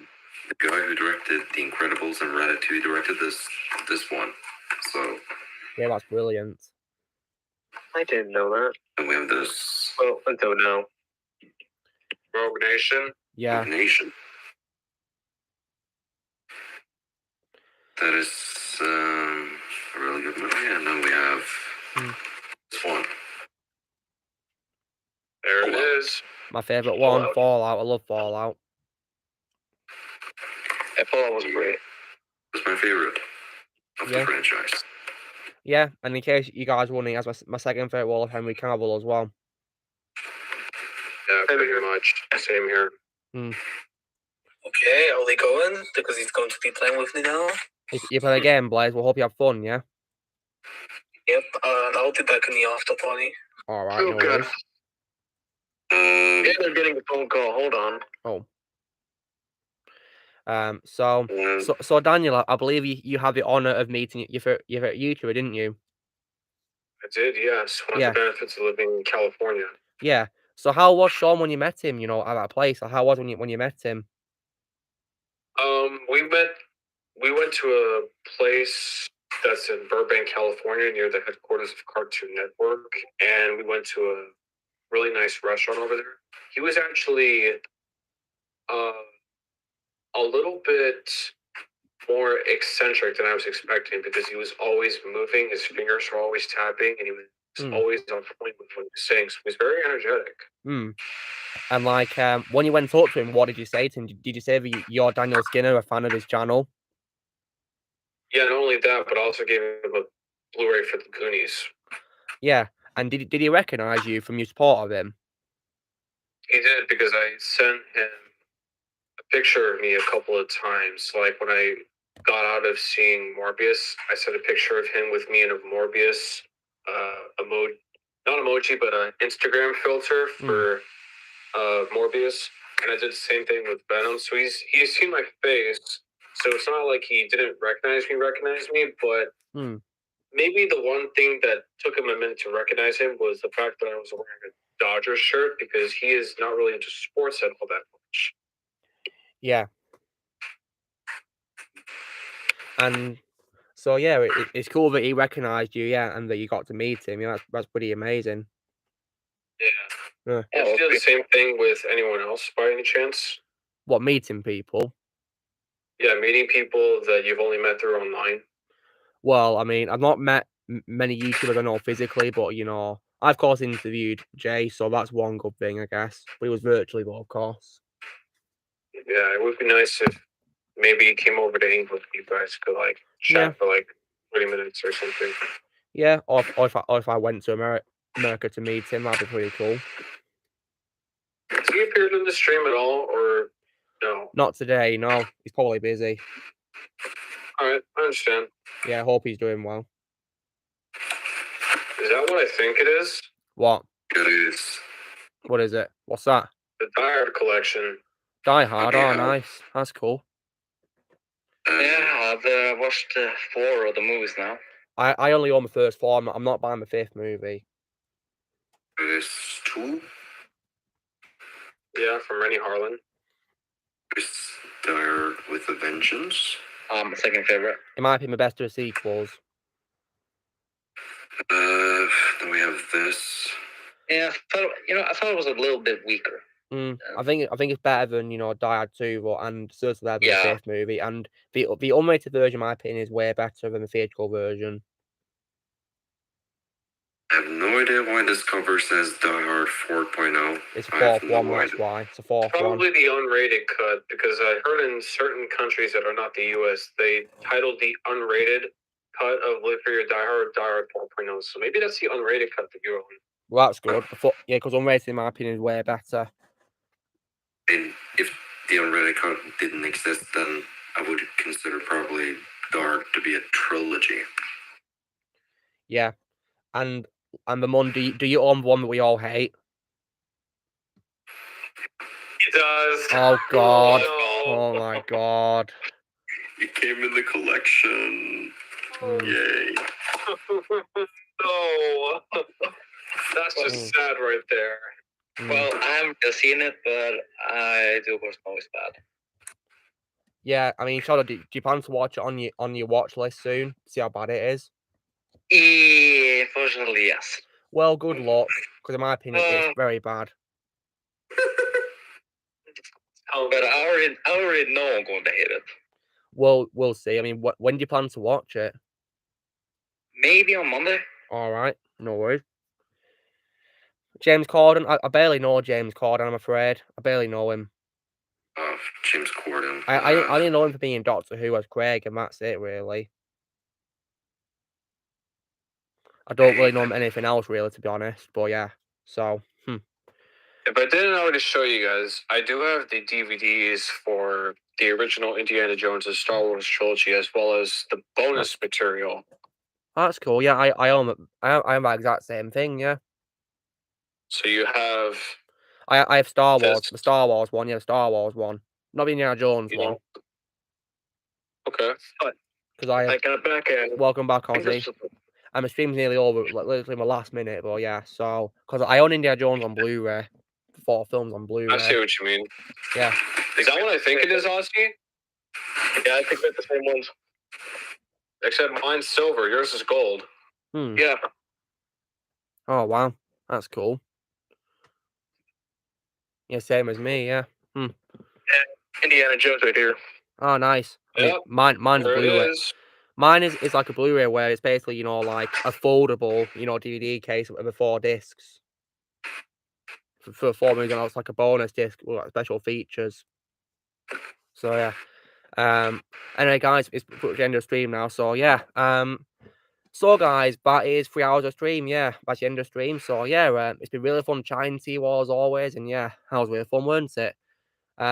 So guys, this is me doing Let's Chat Live 74. It was really fun to chat to you all, and so you know drill, guys. Be sure to give this video a like. Also, videos or comments what you guys thought of tonight's stream, and also please go subscribe to the special guest. The links will be description below. Also, be sure to join the team by pressing subscribe from videos coming in the future. If you'd like to be a member, you can join peace out in the description, and we will see you all later. All right, see you guys. Take care. Bye bye.